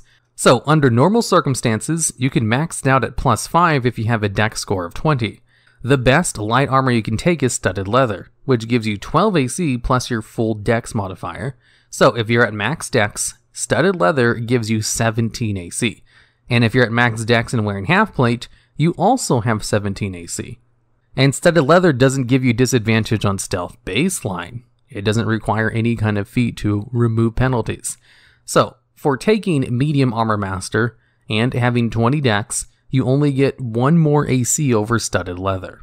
And you have to give up one of your ASIs in order to get this feat, which means you would be getting to 20 dex later, and just taking 2 points in dex gives you a lot more benefits than 1 AC.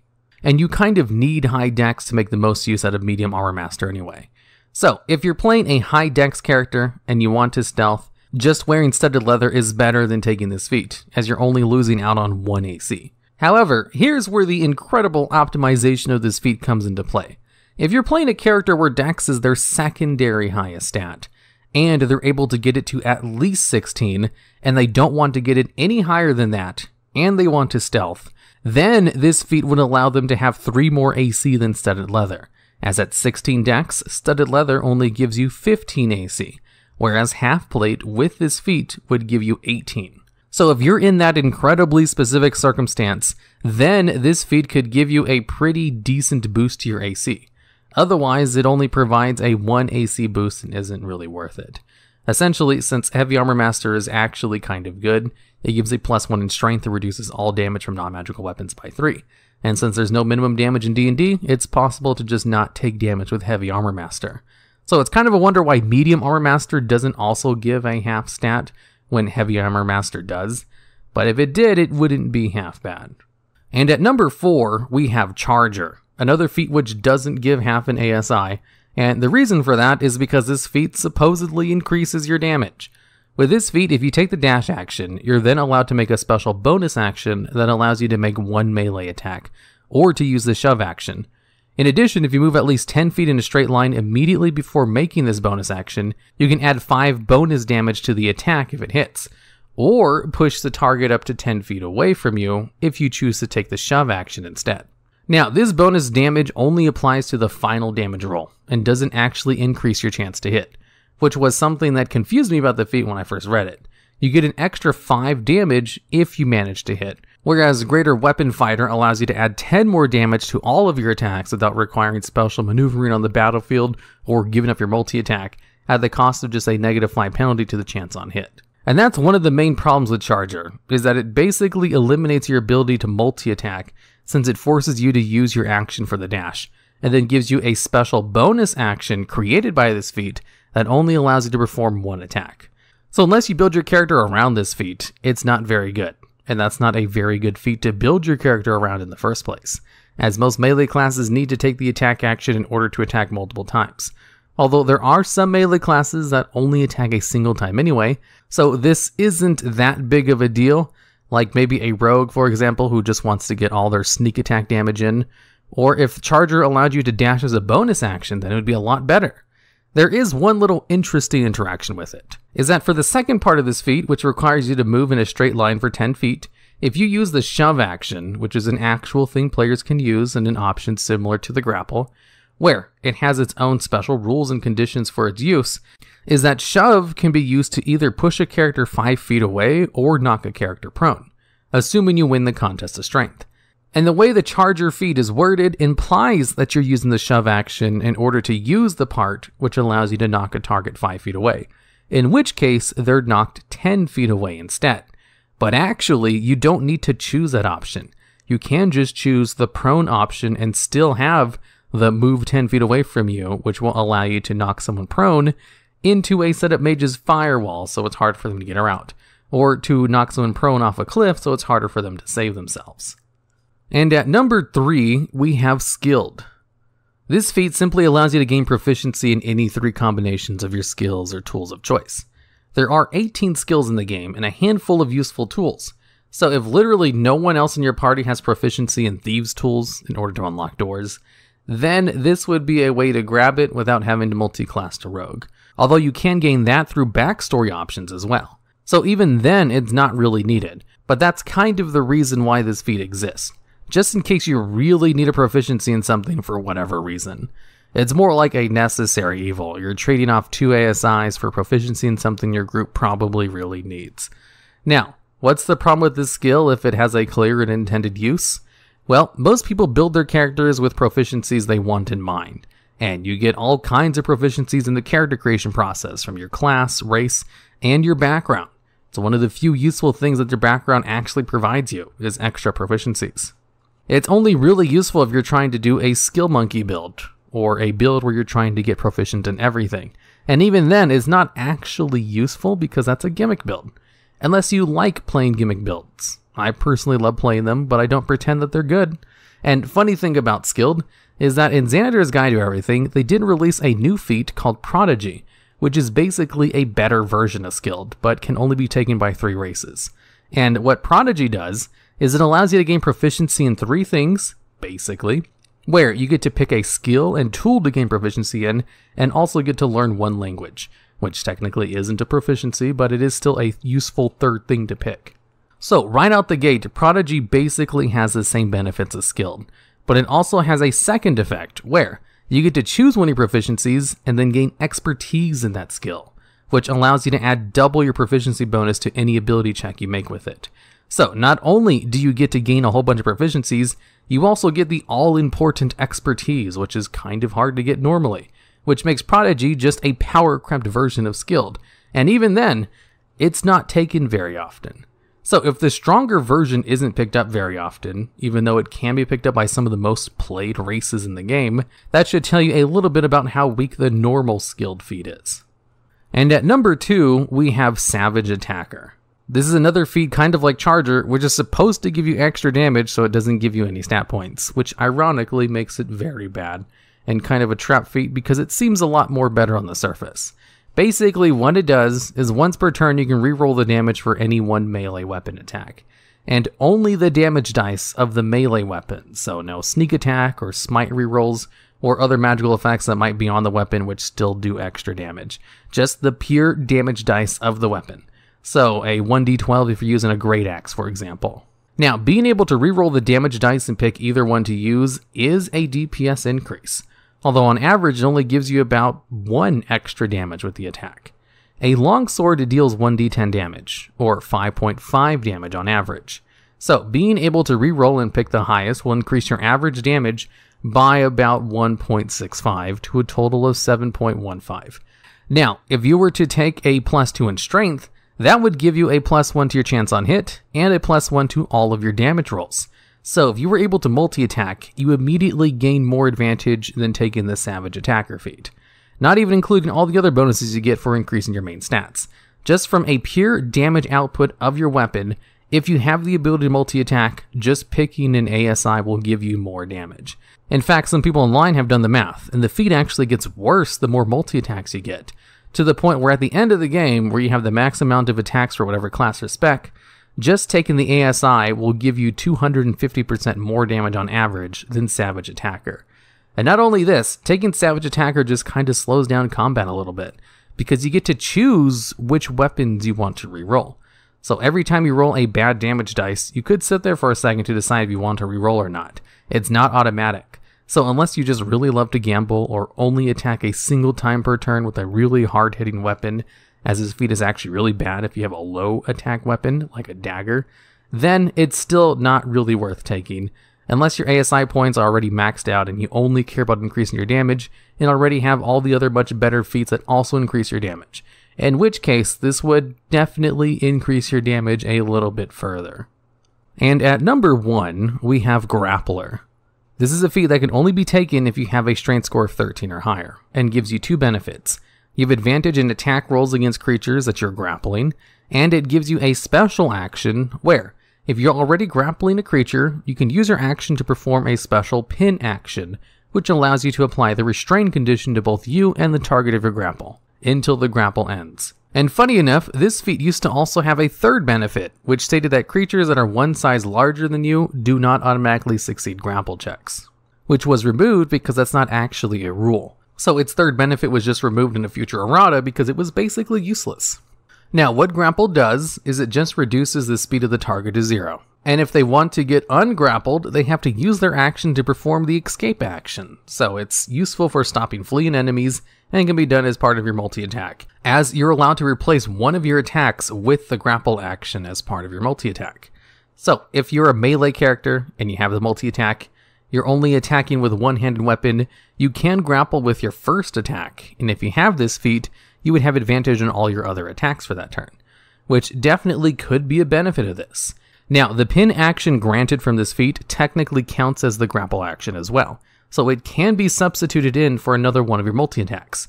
So you can attempt to grapple and then pin them on the same turn. You can also grapple and then shove someone on the same turn in order to use its second option to knock them prone, which will give everyone advantage on the target within 5 feet without having to take a feat. So the shove action is just kind of better, since it essentially does the same thing for melee characters without requiring a special feat. Although some advantages to the restrain over the prone, the restrain condition gives advantage on range attacks, whereas the prone condition gives disadvantage to range attacks. So if you have a full party of ranged attackers, it's much better to have the target restrained than prone. Although even then, I'm not sure if you want to take a feat just to give advantage to all your party's ranged attack rolls on a single target while giving up all of your attacks for it. So if the shove action is just kind of already a thing that gives a lot of the same benefits as the pin action, the only real benefit of Grappler is that it allows you to have advantage on your attack rolls as long as you grapple something.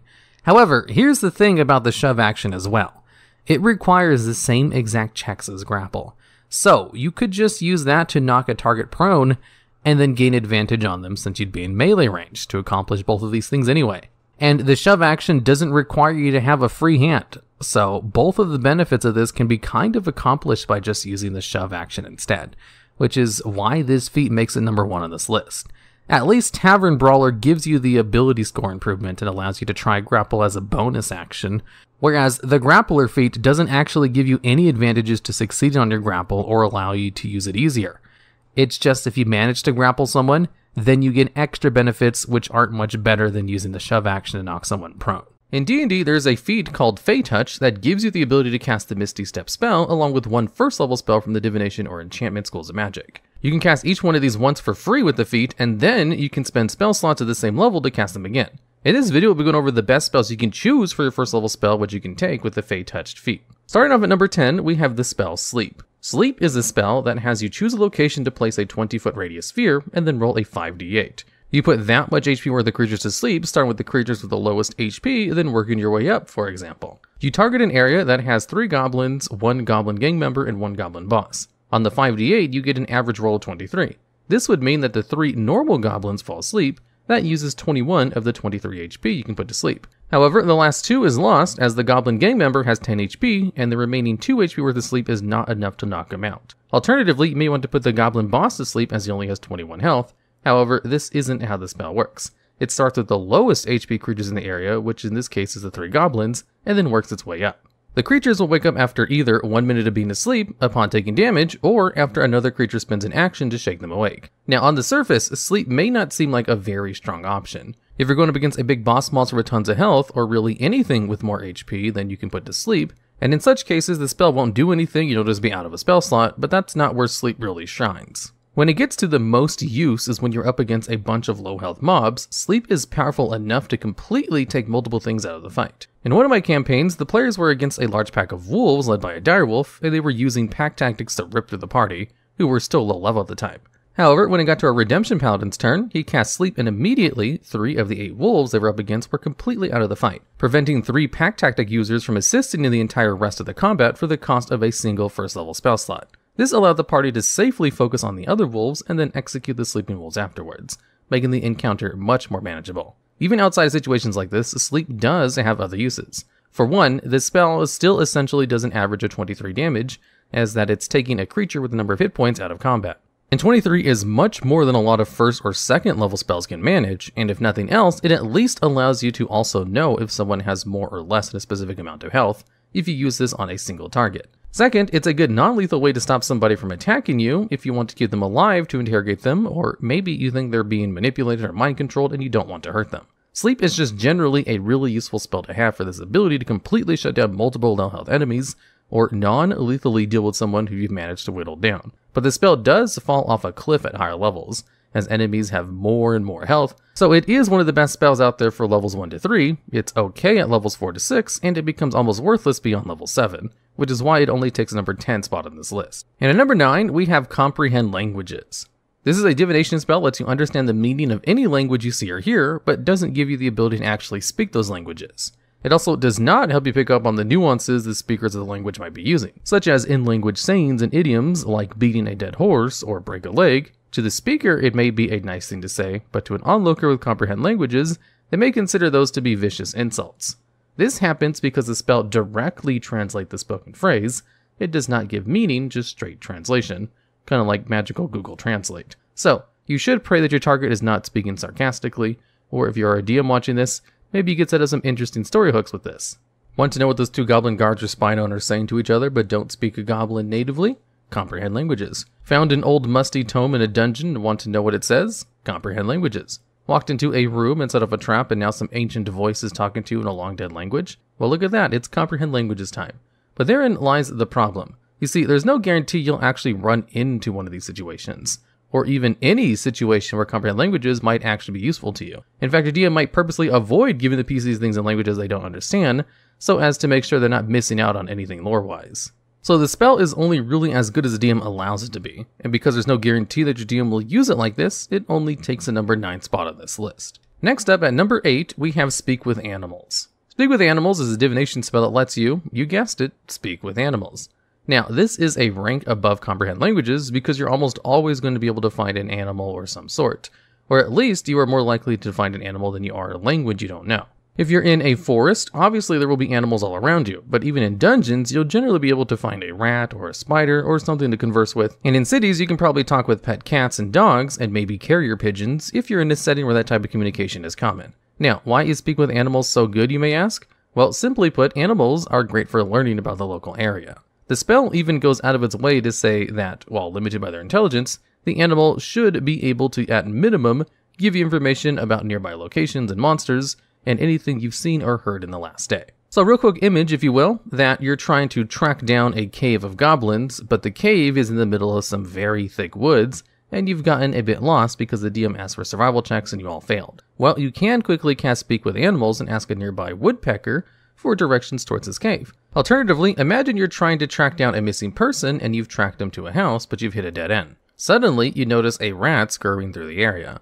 Well, now you can talk to the rat and find out if the rat has seen anything. There are loads of things speaking to animals can help you learn things, which makes this spell a very useful tool. Even so, while your DM is more likely to allow you to speak with animals to gain information over something like comprehend languages, some DMs may have you only ever find animals who are hostile to you, or too scared to talk to you, thus making the spell useless, which is why it still takes a lower spot on this list. And at number 7, we have Hex and Hunter's Mark, since they both essentially do the same thing, just for different classes. What they do is, in exchange for a bonus action and your concentration, they let you add an extra d6 damage. For Hunter's Mark, the d6 is of the same type as your weapon, so a magical longbow would deal piercing damage, while a normal longsword would deal non-magical slashing damage. For Hex, the damage is simply necrotic damage, but this also means that it procs on both spells and weapon attacks, unlike Hunter's Mark. And while a spell slot for a 1d6 extra damage on a future attack against a target seems kind of meh, it is made much better by the fact that if the creature as hexed or Hunter's Mark drops to 0 hit points, you can transfer the spell's effect to a creature as a bonus action. So it's essentially a never-ending boost so long as you keep your concentration. Both spells do have similar other small niches too. Hex lets you choose an ability score, strength, dexterity, constitution, etc., and the creature has disadvantage on ability checks made with that ability. This could be a lot of help if you have a grappler in the party to give the grappled targets disadvantage to get free. But more than that, there are a few spells that require ability checks, probably the most important counter spell, which when used against a spell higher than 3rd level requires an ability check to succeed. If you keep a mage disadvantaged with their spellcast ability modifier, it could hurt them pretty significantly. Hunter's Mark is a bit more simple, as it gives you advantage on perception survival checks to find the marked creature. While this doesn't really affect a combat, as using an ability check during a fight would require an action, but if a creature is using the hide action, it could theoretically come up, though I've never seen it happen. However, think back to our previous example about looking for a cave full of goblins. If you were able to mark one of the goblins, then you might not have failed the survival check, meaning you wouldn't have to ask some animals about where they are, so you can just go straight there. Still, that's basically all the spells do, and that's a bit of a problem. As you see, the extra damage on Hex and Hunter's Mark seems great on the surface, but the more you look into it, the more cracks start to show. First off, the fact the spell does extra damage after you've already hit something means that you actually need to hit to have the spell do anything, which means mathematically, the spell works out to be dealing less than 1d6 damage every turn, as you won't always hit, meaning the damage won't always go off. But more than that, the real problem with this spell is that it takes your concentration, which means that if you're a caster of some sort, you can't use your concentration on other spells that will probably do more damage, or even hold a spell to cast so long as you're concentrating on this. And if you're a barbarian, you can't actually maintain concentration on this spell while raging. But of course, not every class is a caster or a barbarian, and these spells are actually super useful on their other martial classes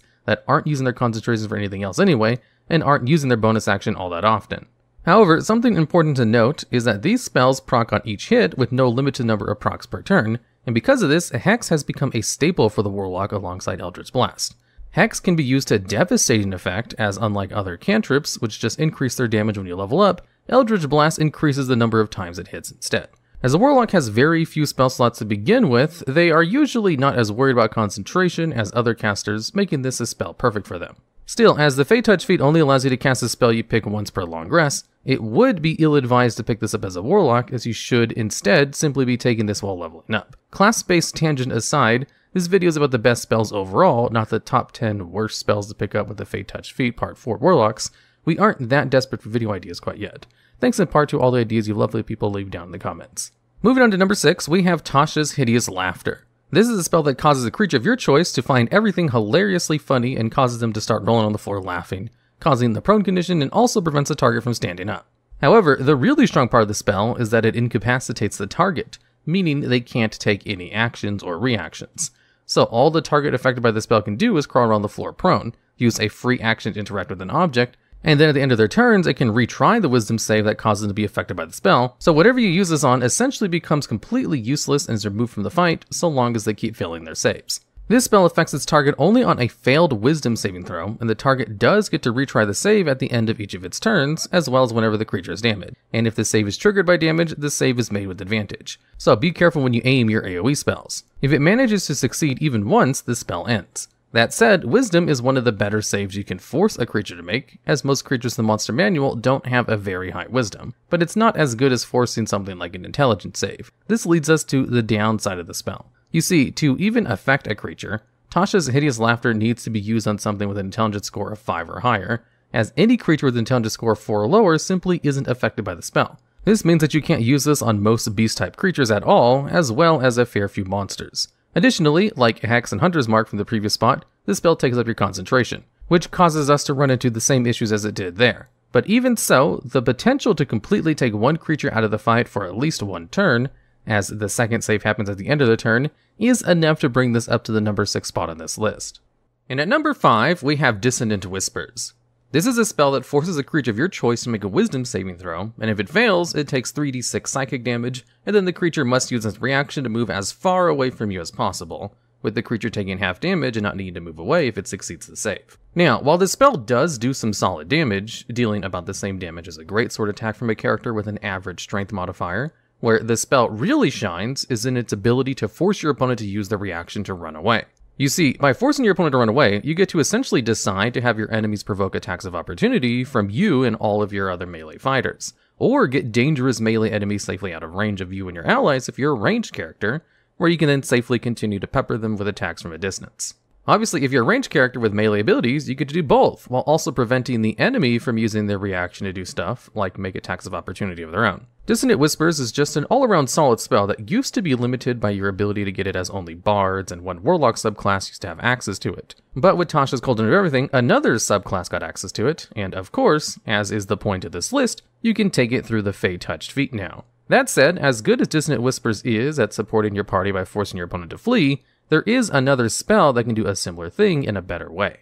And on that point, at number 4, we have Command. This is a spell that lets you issue a one-word command, and if the creature you issue the command to fails a wisdom saving throw, they need to spend their next turn doing whatever command was given to them. The spell even gives examples of some potential commands you might use, with one of them being the command to flee, which essentially does the same thing as Dissonant Whispers. But unlike Dissonant Whispers, which only uses the target's reaction, using Command Flee forces your opponent to spend its entire turn doing whatever it can to best get away from you while still provoking attacks of opportunity, and that's only one use of Command. It also has a potential effect of Grovel, which causes the target to fall prone and then end its turn. Similar to how Tasha's Hideous Laughter could cause the target to fall prone and lose a turn, but without requiring your concentration to do so. Command just has a whole bunch of versatility, and is only really limited by your imagination, and limitations imposed by your DM, of course. For instance, you may be able to issue the command Surrender, which will cause the target to spend its turn surrendering, possibly sowing confusion in the battle before the target snaps back to their senses.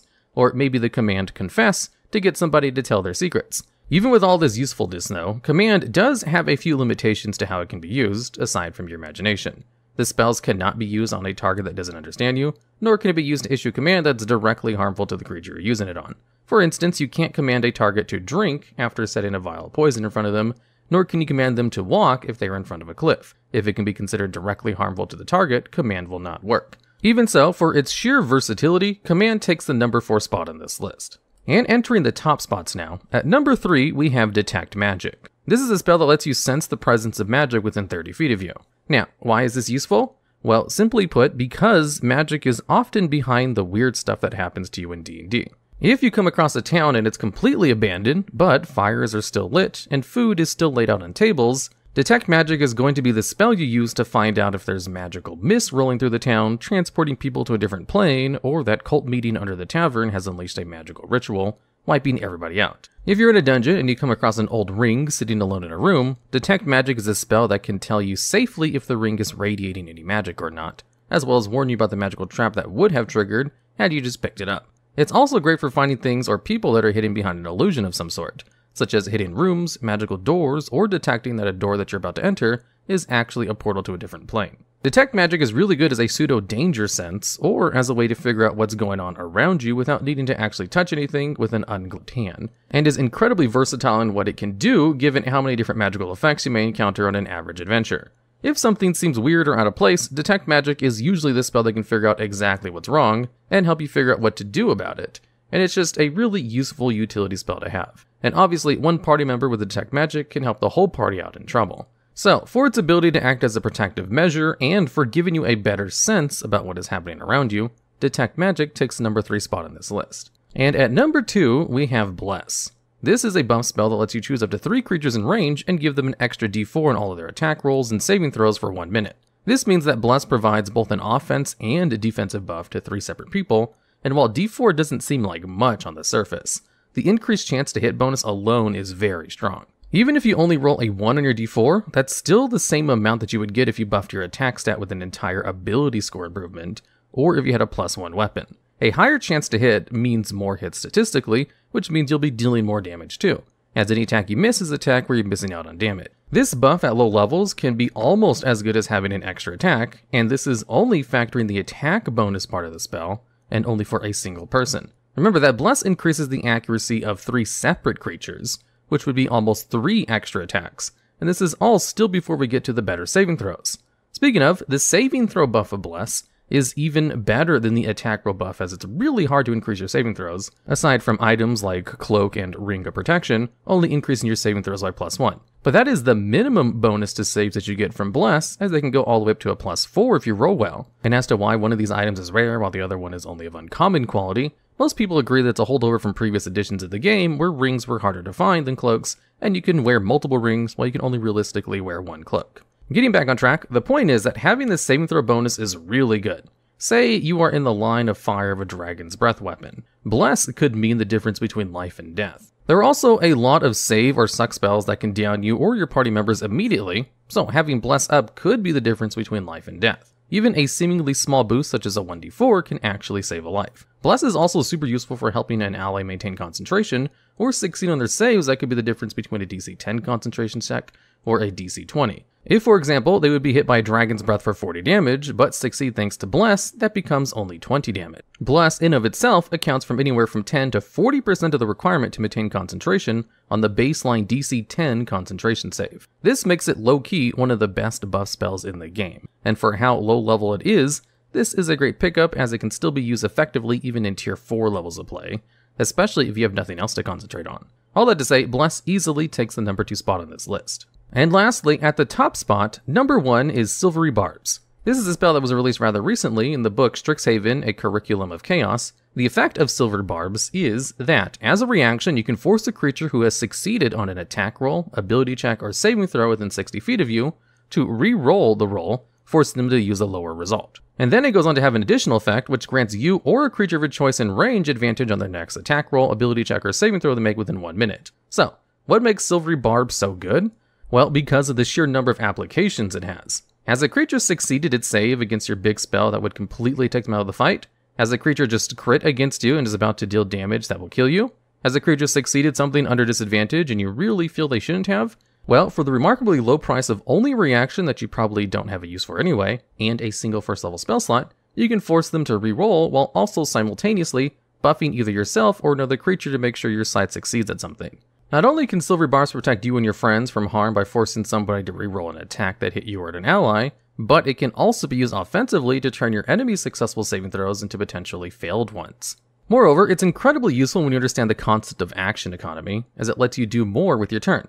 See, in D&D, generally the side that can take more actions will be the side that wins a battle, outside of huge gaps in power. Now, remember how good Bless was for only adding a d4 to your action?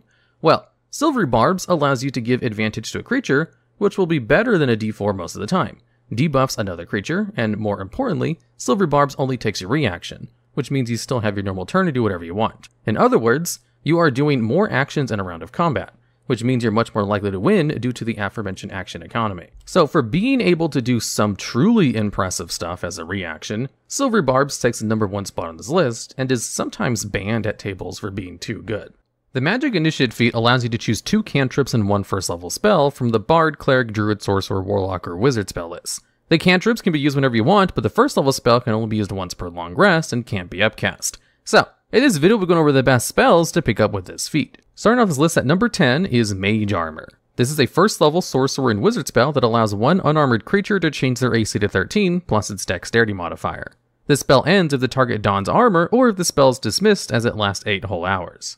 This spell works really well with Magic Initiate, as due to its duration, you will only need to cast it once per day anyway, so you don't have to worry about finding the right time to use it, just cast it at the beginning of the day and it will last all day. In fact, it's not uncommon for Sorcerers and Wizards to take Mage Armor through Magic Initiate, just so they don't have to spend a spell slot on it. This spell is also great on classes that favor Dexterity, but wear little to no armor like Rogues or Bards, as it grants them a boost to their AC if they lack access to studded leather armor. Even with studded leather armor, Mage Armor is 1 AC higher, as it's 13 plus Dex versus the studded leather's 12 plus Dex. While this might seem like a negligible increase, at lower levels, creatures don't really have high attack modifiers. So even adding just +1 to your AC can really help your survivability. But there are some downsides to taking this spell with Magic Initiate, which prevents this spell from being higher on this list.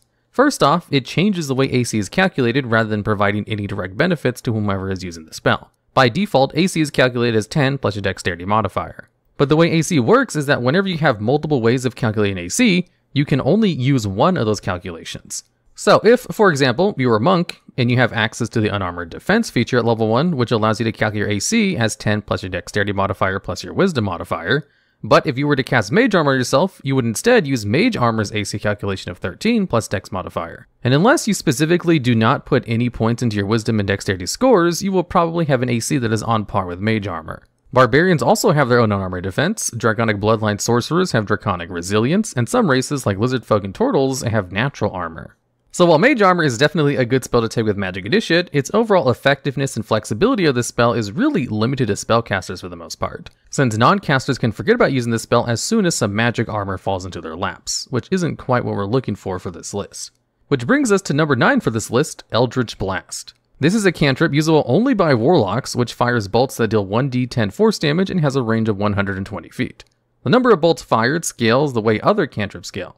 So at level 1, you fire a single bolt. At level 5, you fire 2 bolts, level 11, 3 bolts, and 17, 4 bolts, each dealing 1d10 force damage. These bolts can be focused on a single target, or you can spread the love around and hit different enemies with each bolt. But each bolt requires their own ranged spell attack roll. This is a fantastic ranged option to take as a martial class whenever you might be lacking reliable ranged options like a bow or javelin, since it has a long range with no range penalties like weapons do, while still dealing a decent amount of damage. Bards, Paladins, and Sorcerers would get even more use out of Eldritch Blast as well, since those classes are likely to have high charisma anyway, increasing their chance to hit with it. And since Eldritch Blast is a Warlock spell, Magic Initiate will also give you access to Hex. Hex is a bonus action concentration spell that lets you add 1d6 necrotic damage to all of your attacks against a single target for up to 1 hour, while also imposing disadvantage on ability checks with a chosen ability score. So if you were to choose Strength, that creature would have disadvantage on grapple checks, for example. However, the reason Hex is being mentioned here is because of its ability to combo well with Eldritch Blast, since it adds 1d6 damage to every attack you hit with it. And since the bolts from Eldritch Blast all count as separate attacks, the extra damage would proc on each bolt, thus increasing Eldritch Blast's damage even further. Not to mention Hex also combos well for martial classes that favor using their extra attacks instead, such as fighters and monks. So if a level 5 monk hexes a target in the first turn, the second turn they can make 2 attacks with their action, then use Flurry of Blows for 2 extra attacks, dealing a total of 4d6 bludgeoning damage plus an additional 4d6 necrotic damage. The reason why Eldritch Blast makes this list and Hex doesn't, however, is because Hex doesn't really do as much for the spellcasters that could take it. The extra 1d6 damage isn't as useful for wizards or sorcerers, since they'll most likely have concentration spells that'll be more useful in a fight, such as Web, Hold Person, or later on Slow or Haste, which all provide far more substantial benefits. Meanwhile, Eldritch Blast has more universal use. As for why Eldritch Blast only takes number 9 spot on this list, it's mainly because you kind of have to build around taking it, since as stated before, its chances to hit depend on how good your charisma is, since it's a Warlock spell. So, if you're a Barbarian or Fighter who dumped charisma, you'd be better off seeking other options with Magic Initiate feat, such as the number 8 spot on this list, Booming Blade. This is a cantrip available through the Wizard, Sorcerer, and Warlock spells list that allows you to make a melee attack against a creature within 5 feet of you. On hit, this engulfs the target in booming energy, meaning that until the start of your next turn, and if they willingly move 5 feet or more before then, they take 1d8 thunder damage. This damage does scale though, so by level 17, it's now doing 4d8 thunder damage. The initial attack also gains additional thunder damage as you level up, starting at 1d8 at level 5, 3d8 at 17 for a potential total of 7d8 thunder damage when cast at level 17. Which for a single cantrip isn't half bad, as this is before you include the damage from the weapon attack itself. The nice thing about this spell is that it doesn't require any spellcasting modifiers to deal damage or to hit. You just make a normal melee attack roll against the creature and apply the effects, making this a perfect option for martial classes. However, because you are casting a spell and not using the attack action, you will be locked out from using your extra attack as a result, so this is definitely something to be mindful when taking this cantrip. Rogues are, by far, the best martial class to take Booming Blade with because they only get 1 attack anyway, so this is just extra damage for them. And because they're making a melee attack roll when they use a spell, it does work with sneak attack, so it is just a flat damage increase. Unfortunately, what keeps this from being any higher in this list is the fact that many martial classes don't really benefit from this spell. Fighters lose all of the extra attacks when they use it, and monks would lose some of their class features because a lot of them require you to take the attack action, such as Flurry of Blows. And unless you're playing a martial-based caster like a Pact of the Blade Warlock or Blade Singing Wizard, spellcasters won't be making use of Booming Blade much either. Green Flame Blade is a similar cantrip you can take, but didn't make this list, as while both it and Booming Blade use melee attacks, Green Flame Blade even has an added benefit of hitting an additional target for a good amount of fire damage. The overall utility of Booming Blade just makes it a little bit better. And since Magic Initiate allows you to take 2 cantrips, there's nothing stopping you from just taking both of them alongside Hex, as all 3 of them are on the Warlock spell list. And at number 7, we have Prestidigitation. This is a cantrip available through the Bard, Sorcerer, Wizard, and Warlock spell lists, and allows you to create magical effects within 10 feet of you that can last for up to 1 hour. It does not require concentration, and you are allowed to have up to 3 of its instantaneous effects active at a time. The effects you can choose from vary wildly, but are all small and harmless magical effects. This is a very simple spell and mostly exists for flavor and roleplaying. The actual usefulness of this spell depends entirely on how creative you are. Some ways you might use it would be to make bad foods, like ones laced with poison, taste not bad, dirty someone else's clothes to get them to leave an area they're guarding, change the color of your clothes to aid you in the escape from authorities, creating a talisman that you can flash to a guard that guarantees your entry into an area, like the crest of the local nobles.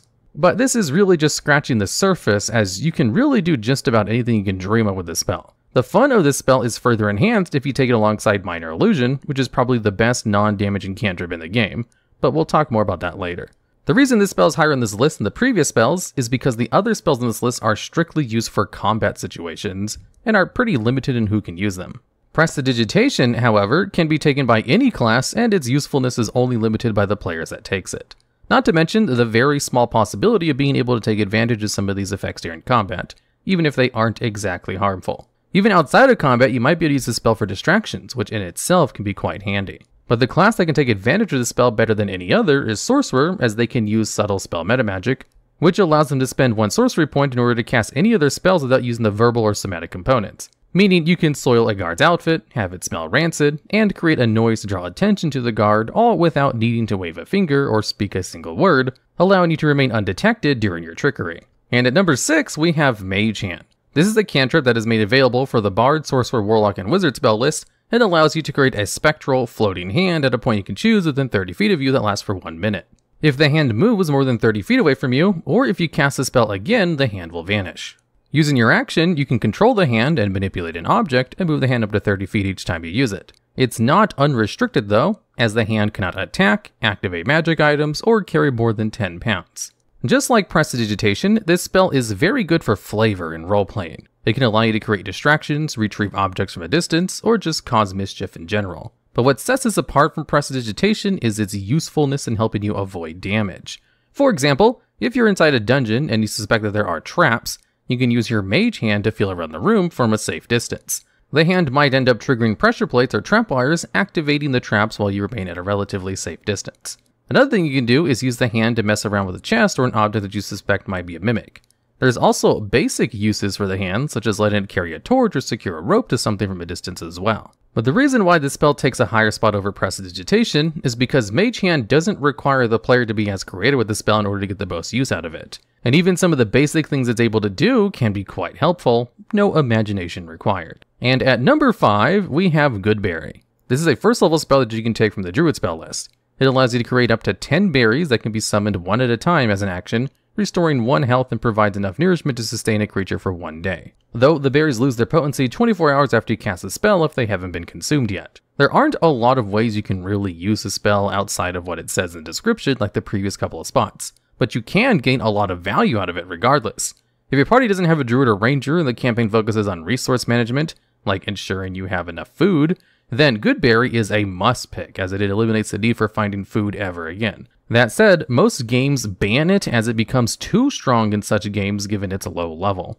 On top of that, it can also be used to revive unconscious party members as it restores 1 hit point, which is all you need to keep a party member up. And because the potency of the berries lasts 24 hours, this is a spell you don't have to worry about wasting spell slots for, as you only need to cast it once a day. Even if food never comes up in game, the 10 hit points of healing is amazingly good, as if someone is knocked unconscious in the middle of combat, and you have the berries, you can feed them one which will make them conscious once again. While rules as written makes force-feeding someone a good berry ambiguous, back in 2015, Jeremy Crawford of Sage Advice replied to a tweet saying that he would allow force-feeding of good berry, so most tables will allow it to happen even if it isn't strictly raw. The overall usefulness of good berry definitely varies from one campaign to another, but it is still an amazing spell, and is only so low on this list because other spells we'll be talking about are even more bonkers. Gracing us with its presence at number 4, we have Bless. This is a first level concentration spell that lasts up to 1 minute and is only available to the cleric spell list. What it does is allow you to bless up to 3 creatures of your choice within 30 feet of you, allowing those creatures to add an extra d4 to their attack rolls and saving throws for the duration of the spell. Bless is primarily used in combat and can turn the tide of a battle in a pinch, especially at lower levels where creatures tend to have lower ACs and the party doesn't really have magic items yet. Having a higher chance to hit creatures is just straight up a power boost. And as this affects up to 3 creatures, it could cover most of your party. Even if it's just for a single combat a day, this buff is not one to be overlooked. And at higher levels, Bless grants just as much value. While you may now have a bunch of magic items, the extra d4 is added on top of all of them, making it a spell you can reliably benefit starting at level 1, going all the way up to level 20. This is an excellent choice for pretty much every class except Barbarians, as they cannot concentrate on spells while they're raging. Spellcasters may have other things to concentrate on, but even at higher levels, you can't really go wrong with Bless. And because this is a cleric spell, you will also gain access to some cantrips that might also help a character looking to assist their teammates, such as Spare the Dying, or this spell at the next spot on this list. And at number 3, we have Guidance. This is a cantrip that requires a concentration and lasts for 1 minute, is only available through clerics and druid spell lists. And what this spell does is it allows you to touch one willing creature, and before the spell ends, that creature can add a d4 to an ability check of its choice, and then once used, the spell ends. Ability checks are probably the most common rolls you'll be making in any campaign, and they can be the most important rolls you make as well. A persuasion check might decide whether you start a fight or avoid a combat. A sleight of hand check can be the difference between disarming a trap or having it blow up in your face, and a stealth check can be the difference between escaping unnoticed or being caught by the guards. So having access to a spell that you can use repeatedly for almost any ability check in the game is one of the most powerful things you can have in your arsenal. And because this spell is so good, it's actually really common for players to take Magic Initiate just for guidance, since the possibility of turning a potentially important ability check into a successful one can be too good to pass up. The spell works especially well when combined with the help action, which you can use to give the creature under guidance advantage on their ability check as well, since they can choose to roll the extra d4 before or after rolling. In my game, we have a specific homebrew rule regarding the help action. In an effort to decrease its power a little bit, we changed it so that you can only help a creature in a skill check if you're proficient in that skill. This is because my players always have guidance, and as I've said in other videos, once a single party member has it, they will use it for almost every single ability check for the rest of the campaign. The reason this spell is higher on this list than Bless is because, while Bless works really well in combat scenarios, guidance can help prevent those combat scenarios from ever occurring in the first place. But just be warned, creatures can see you cast guidance, so it can't always be used in social situations to help on persuasion rolls. In our penultimate spot at number 2, we have Minor Illusion. This is a non-concentration cantrip that's available through the Bard, Sorcerer, Warlock, and Wizard spell list that has a duration of 1 minute. And it has the effect where it allows you to create almost any sound or image, and much like Prestidigitation, is really only limited to one's imagination. If you create an image, it must be no larger than a 5-foot cube and cannot create sound, light, smell, or any other sensory effects. Physical interactions reveal it as an illusion, so things can pass through it. If a creature examines the sound or image, they can make an investigation check against your spell save DC. Upon a success, the illusion becomes faint to that creature. This spell has many of the same benefits that Prestidigitation has, in that it can be used in order to deceive potential threats, or work your way out of an otherwise tricky situation.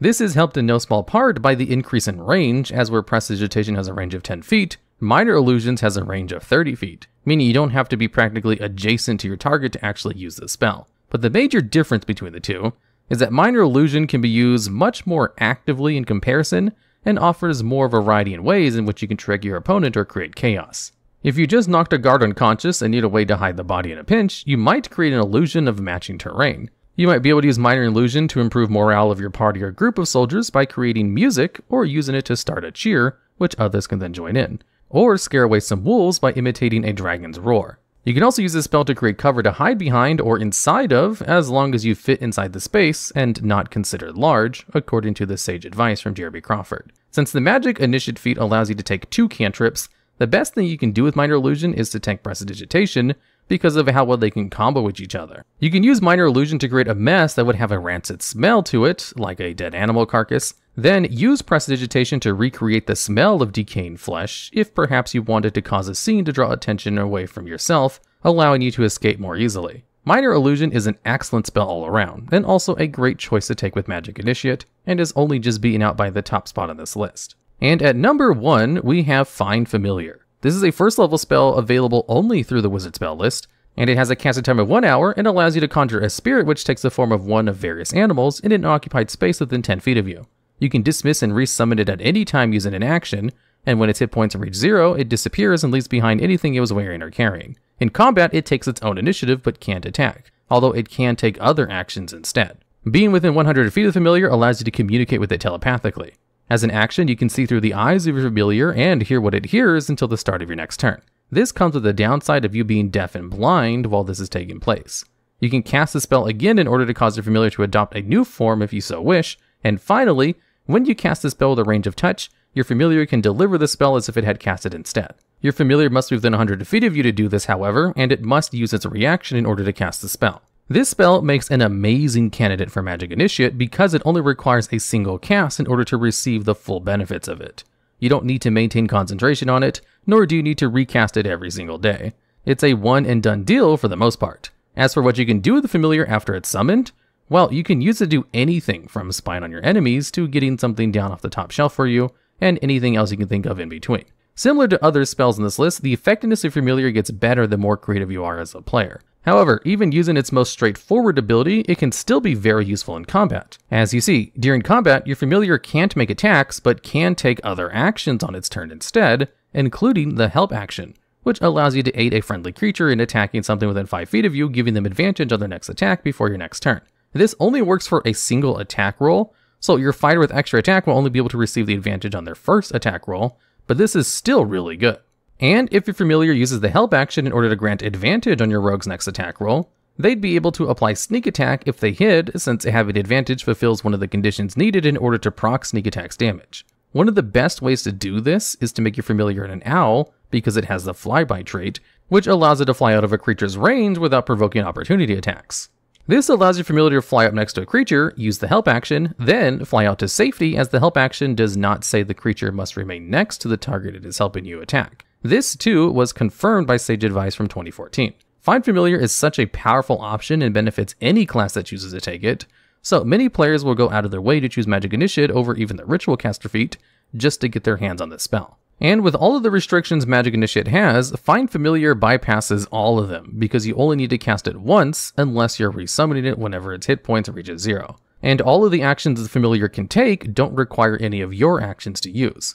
It also doesn't deal direct damage, so you don't have to worry about taking this with a low intelligence score, as your spellcasting modifier will never matter. The versatility of this spell is unmatched, which is why it takes the top spot on this list. Find Familiar is a first level spell which allows you to summon a familiar animal to help you out, which lasts basically until it dies. And having a familiar is such great utility that it's easily one of the best first level spells in the game. And in this list we'll be going over which are some of the best familiars to pick up with the Find Familiar spell. And at number 10, we have the octopus. This is definitely the best option if you need an aquatic creature, as one of the most useful features of a familiar is its ability to scout. And the octopus is an excellent underwater scouting tool, as it has the underwater camouflage trait, which gives it advantage on its stealth checks while it's underwater, in addition to having a +4 to its stealth score. It also has an ability called Ink Cloud, which allows it to heavily obscure a 5-foot area for 1 minute. Which then allows it to use the dash action as a bonus action to run away. And while there is a rule that familiars are not allowed to attack, attack is a specific thing in D&D, which means something that requires an attack roll on the D20. So Ink Cloud is perfectly usable by rules as written, as well as anything else that doesn't require an attack roll specifically. Now, another benefit of the octopus, in case you don't want to use it underwater, is that the octopus has 30 feet of dark vision. And one of the traits of the Find Familiar spell allows you to see through your familiar senses, at the cost of making you blind and deaf. Although those are the only detriments to yourself, which means you can just wear the octopus on your head and give yourself night vision goggles in case you don't have dark vision. And at number 9, we have the spider. The spider is just another scouting tool, except the useful place to use a spider is inside dungeons or cave, which coincidentally is where a lot of D&D campaigns will end up eventually, and kind of the place where you'd want to scout the most. So you can just have your spider familiar go in and squeeze through all the doors in order to scout out everything for you, as most creatures won't try to attack the spider as long as the spider doesn't attack them. Although if you do require a stealth roll to sneak around, the spider does have a +4 for its stealth, and the ability to spider climb on ceilings, which makes it harder to see in some cases. The spider also has 30 feet of dark vision, so if you just put on your shoulder or your head, you can kind of do the same trick as the octopus, and use it as night vision goggles. And at number 8, we have the bat. The bat has 60 feet of blind sight, and blind sight allows you to see invisible creatures, so getting this out to a range of 60 feet is really good. Some of the best blind sight you can get. And that's kind of the benefit of the bat. It's also a flying creature, so it's easier to maneuver and keep it out of danger in battles, and if you need to use it to do perception checks, just as long as you mention it's using its hearing only, it will have advantage for looking for things with its. And also remember, while the bat does have the negative trait called echolocation, where it can't use blind sight while deafened, the bat is not blind past its blind sight, so it has normal vision past 60 feet. Unless the creature specifically says that it's blind past its blind sight, then you can just assume it has normal vision in addition to that blind sight. And at number 7, we have the raven. This is another flying creature with slightly higher movement speed than the bat, having 50 feet of flying speed instead of only 30, and the raven has a special ability called mimicry, which allows it to mimic simple sounds, with the trait of the Find Familiar spell allowing you to speak telepathically with your raven. As long as it's within 100 feet of you, you can use the raven in order to give simple messages. Like if you need to speak to give the all clear to your companions from a long distance, or just send a very short message, which is definitely up to your DM if they would allow the raven to talk at all.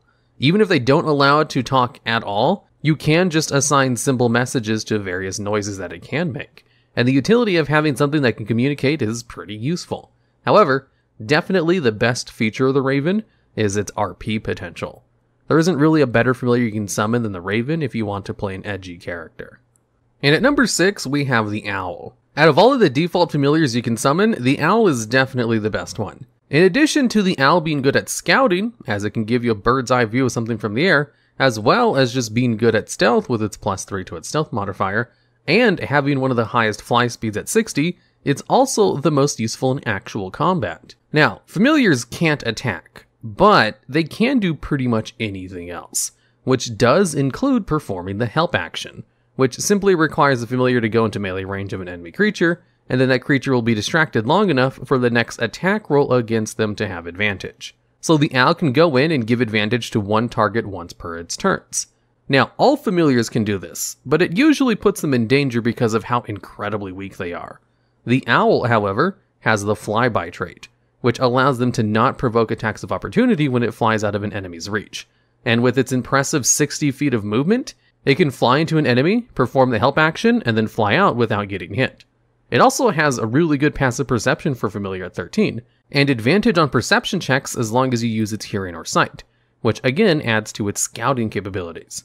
The owl is so good for the default option that you really can't go wrong in almost any situation picking the owl, unless you're like literally underwater. However, be warned, some DMs do not like it when you constantly give advantage with your familiar once per turn, so they might target the owl more often if you use it for its excellent combat advantage. And at number 5, we have the Imp. Warlocks with the Pact of the Chain feature are allowed to summon the Imp as a special option, instead of one of the original defaults.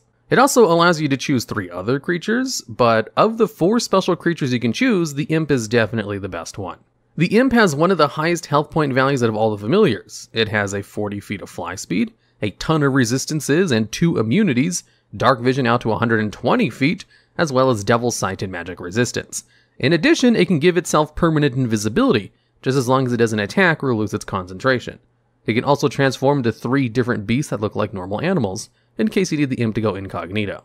The Pact of the Chain Warlocks can also attack with their familiars, and the Imp also has one of the strongest damage dealing attacks for a familiar, although it's still not very good and not really worth bothering with past early levels. So if you're going Pact of the Chain Warlock, most of them just pick up the Imp because it's one of the best options. But the other 3 special options are all better than the default familiar options as well, so you do have some leeway if you want to pick one of the other ones for more flavorful reasons. And at number 4, we have the Tresium. Now, for the top 4 spots, we're going to go over beasts that have a special distinction that says they can be summoned from the Find Familiar spell with the DM's approval. So if you can't get the DM's approval, then the best one summoned by the spell's default options would be the number 6 spot, and the Tresium is one of these non-standard options.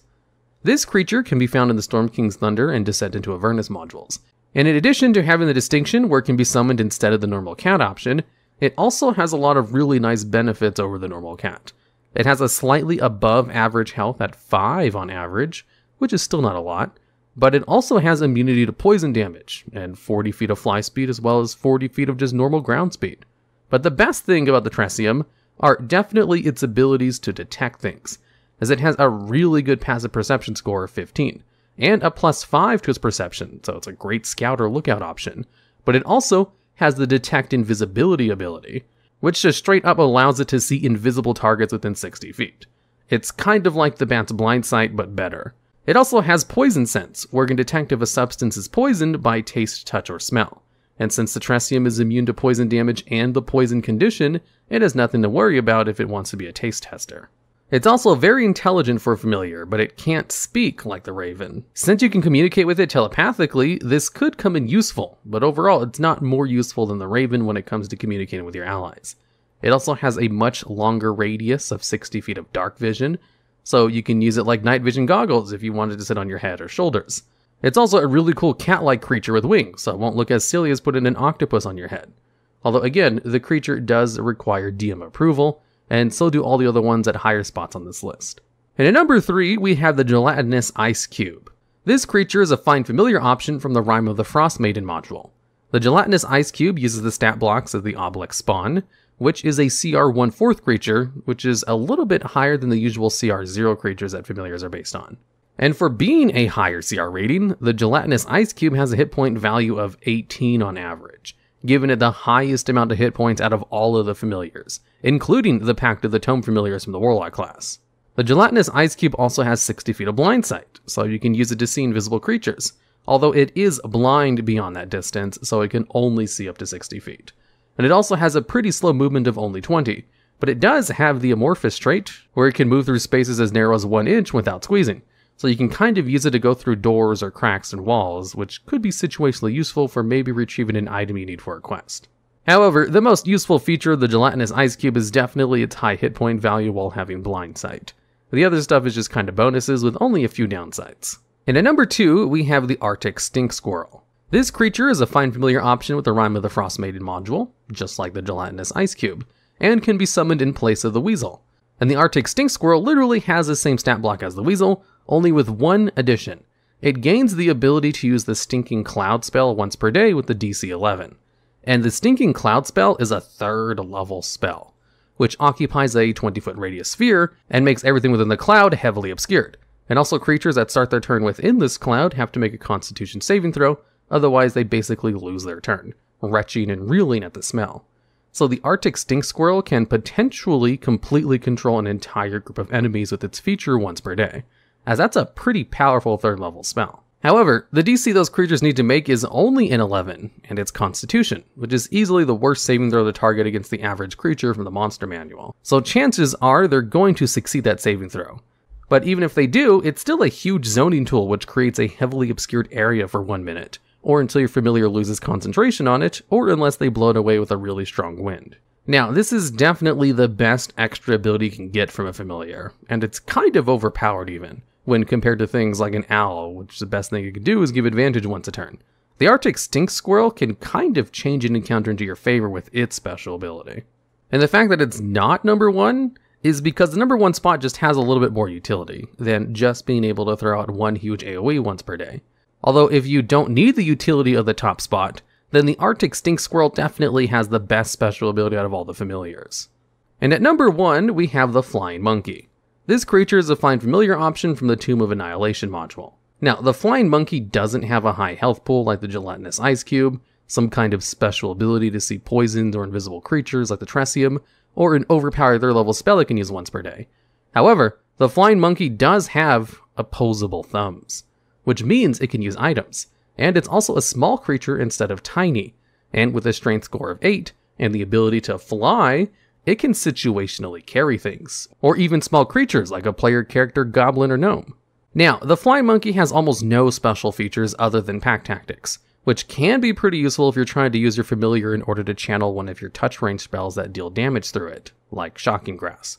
However, because it has the ability to use items with its thumbs, that opens up all kinds of utility that's not really available to other familiars.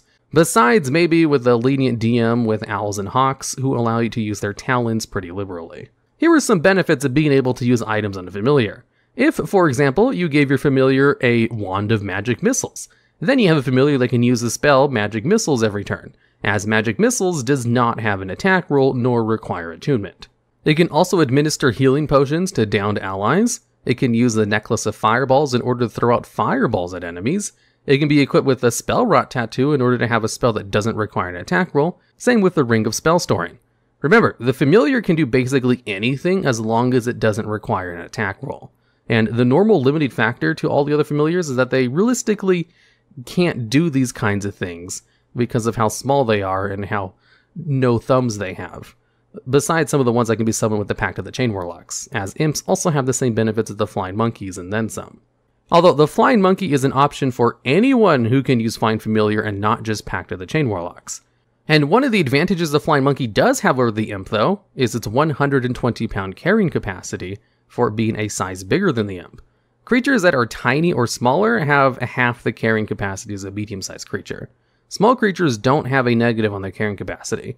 So with a strength score of 8 and a fly speed of 30 feet, and no limitations on its carrying capacity, if you're playing a small, light race, you can have the monkey carry you. Since you already need the DM's approval in order to use the Flying Monkey, you'd probably want to run the Flying Monkey backpack by your DM before trying to do it though. Although, without approval, it can easily use something like a Wand of Magic Missiles, the tattoos, and the Necklace of Fireball. Although you might need some convincing in order to attune items to it as well.